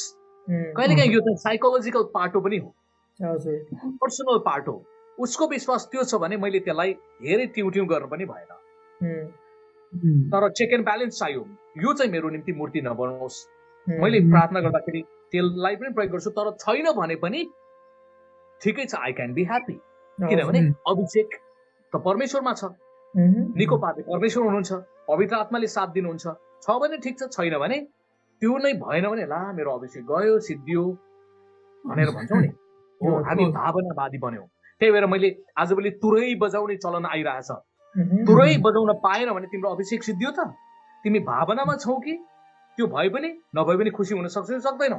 पानीको कुरा, पानीलाई पनि हामीले बिब्लिकल्ली हेर्न सक्छौँ, सिम्बलिकली। ठिक छ, प्रार्थना सहित पुरानो नियममा पानी छर्केका कुराहरू, पानी पिएका कुराहरू हामी देख्न सक्छौँ। त्यसैले कसैलाई त्यसले ठिक गर्ला, सिम्बलिकली राम्रो गर्ला, तर सधैँ नै त्यही प्याटर्न गर्न थाल्यो भने, त्यसलाई हामीले एउटा ब्रान्डिङ गर्न थाल्यौँ भने चाहिँ बिग्रिन्छ एकातिर। तर कसैलाई फेरि होइन, त्यो गर्दाखेरि राम्रो हुन्छ, मलाई त राम्रै छ भने तिम्रो विश्वास अनुसार तिमीलाई होस्। कसैलाई अन्य भाषा बोल्ने विश्वास हुन्छ, तिमीलाई त्यस्तै होस्। नबोल्ने विश्वास हो, नबोल, ठिक छ, त्यसको निम्ति झगडा पनि नगर्ने राम्रो। कहिलेकाहीँ त्यसले पोजिटिभ राम्रो काम गरेछ भने ओके, कहिलेकाहीँ मनोवैज्ञानिक तवरले पनि काम गरे हुन्छ क्या। कोही मान्छेलाई अन्य भाषा बोलेपछि खुसी आनन्द लाग्छ भने लागोस्, गरोस्, ठिकै छ, मानवीय हिसाबले पनि सोच्दैनौँ न, मलाई चित्त नबुझ्ला, तर त्यसलाई राम्रो भएको छ भने भइगयो नि त। तर त्यसले त्यही कुरालाई वा कुनै पनि चिजलाई ब्रान्डिङ बनाएर सबैकोमा यो हुनुपर्छ भनेर त्यो भन्न थाल्यो, यो पेलान दिन थाल्यो भने कुरा बिग्रियो। चितौनमा त्यस्तै सम्बन्धित कोही मान्छेहरू एउटा चर्च छ जसले सुन चाँदी गहनाहरू लगाउँदैन, उनीहरूले यो चाहिँ घमण्डको पापको चिन्ह भनेर भन्छ। तिम्रो विश्वास तिमीसँग राख न, तर चर्चमा सबैलाई दुनियाँलाई दाढी पाल्ने मान्छे घमण्डी हो, सुन चाँदी लाउने मान्छेहरू बेविचारी हो भनेर भन्न थाल्यो भने त्यो त कुरा बिग्रियो क्या। तिम्रो विश्वास तिमीसँग राख, झगडा नगर। तिम्रो विश्वास तिमीलाई होस्, तर अरूको विश्वासमा आक्रमण नगर। बाइबलले फेरि रोमी 12 अध्याय 15 अध्यायको कुरा पनि त्यो। त्यसैले समग्र रूपमा हामीले थियोलोजीको कुराकानी गर्दाखेरि एउटा टिचिङसँग अर्को टिचिङको पनि कनेक्सन भइरहेको हुन्छ क्या, त्यो कुरा पनि बुझ्न आवश्यक छ। त्यसैले एउटा निर्दिष्ट मात्रै कुरालाई हेर्नुभन्दा ब्रड सेन्सबाट हामीले समग्र रूपमा धर्मशास्त्र बुझ्यौँ भने हामीलाई कतिपय कुराहरू बुझ्नलाई, स्वागत गर्नलाई सजिलो पर्छ मलाई लाग्छ। त्यसैले पानीको सवालमा नेगेटिभ पोजिटिभ दुवै समय काल परिस्थिति अनुसार छ। अब यसलाई पुरानो नियमको एउटा उदाहरण दिउँ। पुरानो नियममा जब मरुभूमिमा मानिसहरू यात्रा गर्दै थिए, मुजाड स्थानमा मान्छेहरूलाई सर्पले टोक्यो होइन त, विषालु सर्पले टोकेर मान्छेहरू घाइते भए, मर्न लागे, कति मान्छे मरे। तर त्यही बिचमा मूसालाई परमेश्वरले के भन्नुभयो? सर्पको प्रतिमा बना। जसले प्रतिमा बनायो अनि प्रतिमामा हेर्ने मान्छे के भयो? निको भयो भने अनौठो रहस्य क्या। त्यो प्रतिमामा हेर्ने मान्छेहरू निको भए। अब त्यसले र त्यो समयमा आशिषको कुरा नै भयो। झन्डै झन्डै इजरायलीहरूले 1000 वर्षसम्म त्यो प्रतिमा राखेको देखिन्छ। 1500 वर्ष 500 वर्ष करिब करिब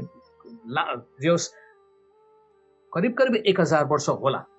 अनि अब एक समय आशिषको कुरा बनेको, तर जब करिब करिब हजारौं वर्ष करिब बित्दैछ, मान्छेहरूले त्यही प्रतिमालाई के गर्न थाल्यो? पूजा गर्न थाल्यो, पाल्न थाल्यो, सल्काउन थाल्यो। अब त्यो चाहिँ परमेश्वरको विकल्प त्यसले लिदियो। भावनावादी भए, पुस्ता पनि फेरिएको छ। अनि त्यो कारणले गर्दाखेरि उनीहरू भावनावादी भए र सुधारवादी राजा हिजकियाले त्यो प्रतिमालाई लियो र त्यसलाई नष्ट पारिदियो। भनेपछि एउटै कुरा एक समयमा राम्रो होला, कसैलाई राम्रो होला, तर जब त्यसलाई एक्सप्लेन गरिँदैन त्यो नै मूर्ति पूजा बन्न सक्छ। त्यो कुराले विकृति विसङ्गति लिएर आउन सक्छ र त्यो स्थापित एउटा चिज बन्छ र कालान्तरमा मूर्ति पूजा गरे जस्तै एउटा सिम्बलिजममा गयो। त्यसैले पनि हामीलाई मन परेका कुराहरू सजिलो होला, भावनावादमा राम्रो होला, त्यसैले अलिकति होसियारी हुनुपर्छ भनेर मैले यो अगमवक्ताको सेवकाई गर्नेहरूलाई पनि, भाइ हो तिमीहरूले ब्रान्डिङ चाहिँ नगर भनेर भनिराखेको छु। तर भाइहरूलाई मन पर्दैन मेरो कुरा र उहाँहरूले ब्रान्डिङ गर्न छोड्नु भएको छैन, किनभने ब्रान्डिङ गर्दाखेरि पैसा पनि आउँदो रहेछ। हेर्दाखेरि पनि अभिषेक गरे जस्तो देखियो नि त, निलो साडी वा सेतो साडी लगाउँदाखेरि देखियो नि त, special I am the chosen one भनेर देखियो नि। साधारण हुँदाखेरि पनि अब उनीहरूले बुझ्नु पर्ने परमेश्वरले रूप होइन भित्री कुरा हेर्नुहुन्छ भनेर त्यो अर्थ पनि त्यहाँ लाग्छ के। तेल छ छैन मतलब छैन, पानी प्रयोग गर नगरो, ड्रेस होला नहोला, हामी ट्रेडिसनमा चाहिँ नचाहिने बन्धनमा चाहिँ मान्छेलाई डोर्याउनु हुँदैन।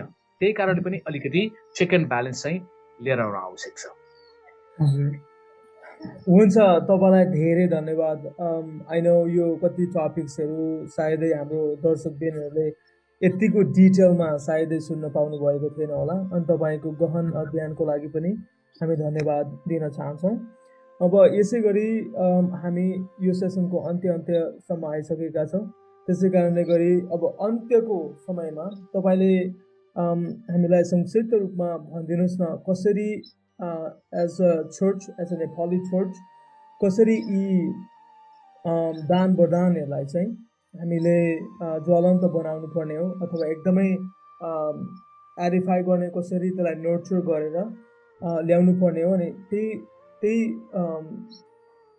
त्यही कन्सेप्टमै रहेर चाहिँ कसरी हामीले यसमा फेथफुल रहने हो भन्ने कुराहरूमा रहेर कुरा गरिदिनुहोस्। अनि त्यसरी हामी अन्त्य गर्नेछौँ यो सेसनलाई। अब यो हामीले जो टिचिङ गर्दैछौँ, मलाई लाग्छ यो टिचिङ चाहिँ अहिले चर्चको एउटा ट्रेडिसन र त्यो मान्यता अनुसार त चर्चको मुख्य व्यक्ति भनेको त पास्टर नै हो। त्यसैले पास्टर आफैले नै यो टिचिङलाई पहिला लिने, मिल्छ भने उहाँले टिचिङ गर्न थाल्ने यो विषयमा, उहाँलाई यो विषयमा थाहा छैन भने अर्को कोही व्यक्तिलाई बोलाएर आफ्नै चर्चमा पनि हुन सक्ला, वा तर यो चाहिँ विशेष सभा गरेर धेरै ठाउँमा अब अहिलेको अवस्थामा लकडाउनको कारणले यस्तै जुम कार्यक्रमहरूद्वारा सोसियल मिडियाद्वारा पनि गरेर पनि गर्न सकिन्छ। तर पास्टर अगुवाहरू पनि सहभागी भएको राम्रो, किनभने यो टिचिङ चाहिँ वास्तवमा राम्रो चाहिँ के हुन्थ्यो भने चर्चको मैले धरानमा यो पहिलोपटक खुला रूपमा पब्लिकली गरेको, हाम्रो बाइबल स्कुल कलेजमा गर्ने छुट्टै हो, त्योभन्दा पब्लिकली गर्दाखेरि चाहिँ पास्टर र चर्चको एल्डर डिकनहरू, दिदीबहिनीहरूको सङ्गतिको अगुवा, बाल सङ्गतिको अगुवाहरू सबै व्यक्तिहरूलाई ल्याएर करिब 400 व्यक्तिको साथमा धरानभरिको अगुवाहरूको बिचमा हामीले गरेका थियौँ। मैले त्यो किन गर्न चाहेँ भन्दाखेरि टिचरको रूपमा पास्टरले मात्रै थाहा पायो भने के हुन्छ भने नेपालको अवस्थामा है, तपाईँको त्यहाँ चाहिँ के छ मलाई थाहा छैन, पास्टरले थाहा पाउनुहुन्छ अनि पास्टरले एक्लैले एप्लाई गर्न सक्नुहुन्न, वा चर्चमा जाँदा जाँदा भुल्यो, किनभने उहाँ त धेरै व्यस्त हुनुहुन्छ, धेरै सभामा गएको, के भन्यो राम्रो थियो वाओ भन्यो, त्यही नै सिट दियो, तर चर्चमा जान सक्दैन। यदि चर्चमा सबै भएको मान्छेहरूले नै सानोदेखि नै आएर मान्छेले सिक्यो भने के हुन्छ भने यो कुरा चाहिँ आवाज उठ्छ, विचार आउँछ। मैले बाल सङ्गतिको मान्छेलाई किन ल्याएँ भन्दाखेरि हाम्रो बाल सङ्गतिमा के भनिन्छ भने ए पास्टर बाउ आउनुहुन्छ, पास्टर बाउलाई जय मसी, उसले पास्टरको बारेमा मात्रै बच्चादेखि सुन्दै आएको छ, उसलाई टिचर अगमवक्ता अन्य कुरा थाहै छैन। र जब बाल सङ्गतिको शिक्षकले थाहा पाउँछ नि, उसले यो कुरा चर्चमा, हाम्रो चर्चमा लिडरसिप टिम छ, पास्टर मात्र होइन अरू पनि छ भनेर उसले त्यो कुरा गर्छ। त्यसैले मैले चाहिँ लङ टर्म सोचेर गरेको। त्यसैले यो टिचिङ चाहिँ अहिले चाहिँ अब मैले एक प्रकारले बोल्न त बोल्दैछु, सिकाउँदैछु, जस्तै एनसिएफको युथहरूमा सक्यो, त्यसपछि अहिले 2वटा ग्रुपसँग कन्टिन्यू गरिरहेको छु। आउँदो उसमा अब 300 भन्दा बढी मान्छेहरू जोडिँदैछ यो 2 हप्तापछि। अनि तर मैले के महसुस गर्दैछु भने प्रायः जसो यिनीहरू चाहिँ सेकेन्ड जेनेरेसन लिडर वा थर्ड जेनेरेसन लिडर र भोलि पर्सि सेवामा बुझ्न चाहने मान्छे भयो। यिनीहरूले त बुझ्यो, तर यिनीहरूले बुझ्दाखेरि के भइदिन्छ भने ओहो हाम्रो पास्टरले त यो विषयमा सिकाएको छैन, यो बुढो ठिक छैन भनेर विद्रोह आइदिन सक्छ। तर पास्टरले नै यो शिक्षा बुझेको छ भने फलानु व्यक्ति अगमवक्ताको सेवकाई भएको रहेछ, आऊ नि त हाम्रो चर्चमा आऊ र बोल भनेर उसैले ढोका खोलिदियो भने के हुन्छ, उसको दानीपना देखिन्छ त्यहाँ। त्यसैले पास्टरको पनि हामीलाई एकदमै अहिले ट्रेडिसनल्ली पास्टरको महत्त्वपूर्ण चाहिँ ढोका एक प्रकारले ढोका नै हो। पास्टर भनेको त्यो मण्डलीको मुख्य ढोके जस्तो नै भयो र उसँगको लिङ्कमा गएर कुराकानी गर्ने। अहिले चाहिँ हामीले ढोकाबाट भन्दा पनि झ्यालबाट पस्नुपर्ने अवस्था भइएको छ। त्यसैले टेक्निकल्ली चाहिँ त्यसैले सकभर हामीले ढोकाबाट पस्न पायो भने चाहिँ राम्रो कुराकानी गर्ने, अगुवाहरूसँग नै आउनुहोस् हामी कुराकानी गरौँ, छलफल गरौँ भनेर। अब टिचिङ दिने सवालमा त ठिक छ, किनभने पास्टरहरूले अर्को तर्फबाट पास्टरले नखोलिदिएको कारणले गर्दाखेरि त हामी यसरी झ्यालबाट प्रयोग गर्नु पर्यो हो नि त। तर बेस्ट लङ टर्ममा बेस्ट यो टिचिङ भयो भने चर्च फोड्दैन। धेरै पास्टरहरूले चर्च खोल्नुको कारण किन भन्दाखेरि उसको गिफ्टिङको पहिचान भएन त्यो चर्चमा। ऊ टिचर होला, प्रोफेटिक होला, उसको अस्तित्वलाई स्वीकार गरेन, त बुढासँग म के कम, म पनि अपुन करेगा भनेर ऊ छोडे जान्छ। यो टिचिङ ल्याउने भने हाम्रो त गल्ती रहेछ त, हामी मिलेर गर्नुपर्ने, गिफ्टिङ चाहिने रहेछ भनेर चर्चलाई बलियो बनाउने र चर्च फुटाउने कुरालाई पनि यो शिक्षाले रोक्न सक्छ। धेरै मान्छेले चाहिँ सोध्छ नि यो चाहिँ चर्चलाई बिगार्ने कुराहरू हो। लङ टर्ममा पास्टरको भावनामा चोट लाग्ला है, असुरक्षित पास्टरलाई यो शिक्षा मन नपर्ला। तर बिग पिक्चरलाई हेर्ने हो भने त बिब्लिकल हो। पहिलो कोरिन्थी 12 अध्यायको मूल्य मान्यता अनुसार पनि एउटा टिम बडी मिनिस्ट्री गर्नलाई, मिलेर गर्नलाई एकदमै राम्रो छ। त्यसैले आज हामीले धेरै कुरा गर्न सकेनौँ, 2वटा मात्रै प्रेरित र अगमवक्ताको बारेमा मात्रै गऱ्यौँ। पछि डिटेलमा 3वटा बाँकी छ, त्यसलाई पछि गरौँ नि, होइन? हजुर, हुन्छ, धेरै धन्यवाद। आवाज उठाउनु भयो, तपाईँले आवाज उठाउनु भएको छ, एक प्रकारले यो चाहिँ राम्रो कुरा हो। जवानहरूले नै उठाउने हो, किनभने एउटा भनाइ छ नि, ओल्ड डग नेभर लर्न्स न्यू ट्रिक्स। कहिलेकाहीँ हाम्रा बुढा मान्छेहरूले नयाँ विचार सोच लिएर आउनै सक्दैन, किनभने बिकज अफ द एज आफ्नो विभिन्न कुराले व्यस्त भएको छ नि। त्यसैले यो विचार चाहिँ नयाँ पुस्ताले नै लिएर आउने हो। र तपाईँहरूले जो सोच राख्नु भएको छ नि, फाइभफोल्ड मिनिस्ट्री चाहिन्छ भनेर, यो विचार राम्रो कुरा हो। र यसरी नै हामीले सहकार्य गर्दै अगाडि बढ्न सक्छौँ र यसले मानिसहरूलाई आफ्नो दान वरदान चिन्नलाई पनि सहायता गर्छ र सहअस्तित्वमा कसरी मिलेर काम गर्ने, कोअपरेसनमा, कम्पिटिसनमा होइन, कोअपरेसनमा काम गर्ने त्यो भावना विचारलाई पनि विकास गर्न सक्छ। यो कुरा चाहिँ मेरो विश्वास हो। हाम्रो चर्चमा हामी टिम वर्कमा काम गर्छौँ है। तपाईँले हाम्रो चर्चमा आउनुभयो भने कसैले पनि मलाई पास्टर भन्दैन। आइएम ह्याप्पी, मलाई पास्टर भन्न आवश्यक छैन। I'm happy to be called uncle दाई बडाबा जे छ नि, त्यो एउटा फ्यामिली शब्द हाम्रोमा प्रयोग गरिन्छ। हामीले त्यो अगुवाहरू भनेर चिन्छन्, तर स्पेसिफिकली दाई भाइ दिदी त्यो शब्द चलाइन्छ। हामीले रेभरेन्ड शब्द नचलाऊ भन्छु। मलाई पास्टर बाउ गुरु बाउ मलाई त्यो चाहिँ अलिकति बढी चाकडीवादको शब्द जस्तो लाग्छ, शक्तिको पुजारीहरूको त्यो शब्द जस्तो लाग्छ। व्यक्तिगत तपाईँले त्यसैले धेरै चाकडीवादमा जानुहुन्न। हामी प्रभुलाई महिमा दिउँ, किन महिमा हामीले लिने कोसिस गर्ने। हजुर, धेरै धन्यवाद तपाईँलाई। साँच्चै नै यो एउटा ओपन हार्ट कन्भर्सेसनको लागि र तपाईँले जुन विषयमा हामीलाई शिक्षा सिकाउँदै हुनुहुन्छ त्यसको लागि पनि तपाईँको समयको लागि हामी धेरै धन्यवाद दिन चाहन्छौँ। र जतिजना मित्रहरू तपाईँले हेर्दै हुनुहुन्छ, आज हामीले दुईवटा सब्जेक्टलाई, दुईवटा टपिकलाई विशेष गरी हामीले कभर गर्न पायौँ। समयको कारणले गर्दाखेरि प्रेरितहरू र अगमवक्ताको विषयमा हामीले आज जान्न पायौँ।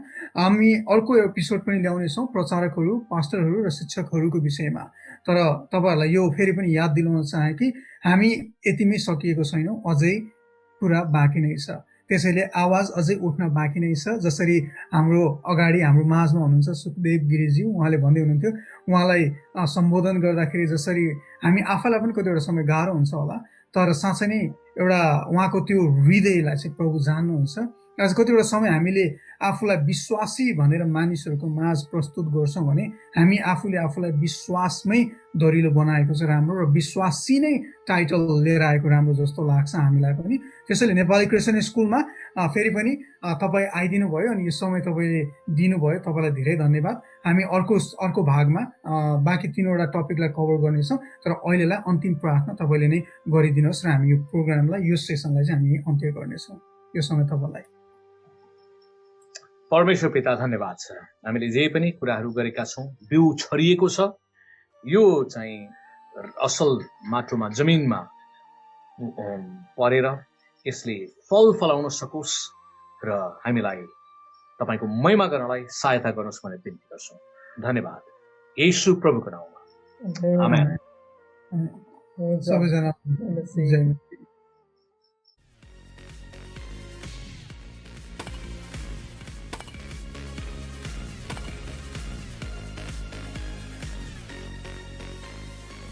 यदि यस भिडियोद्वारा तपाईलाई आशिष मिलेको छ भने कृपया गरी भिडियोलाई लाइक, कमेन्ट, सेयर र सब्स्क्राइब पनि गरिदिनुहोला। धन्यवाद।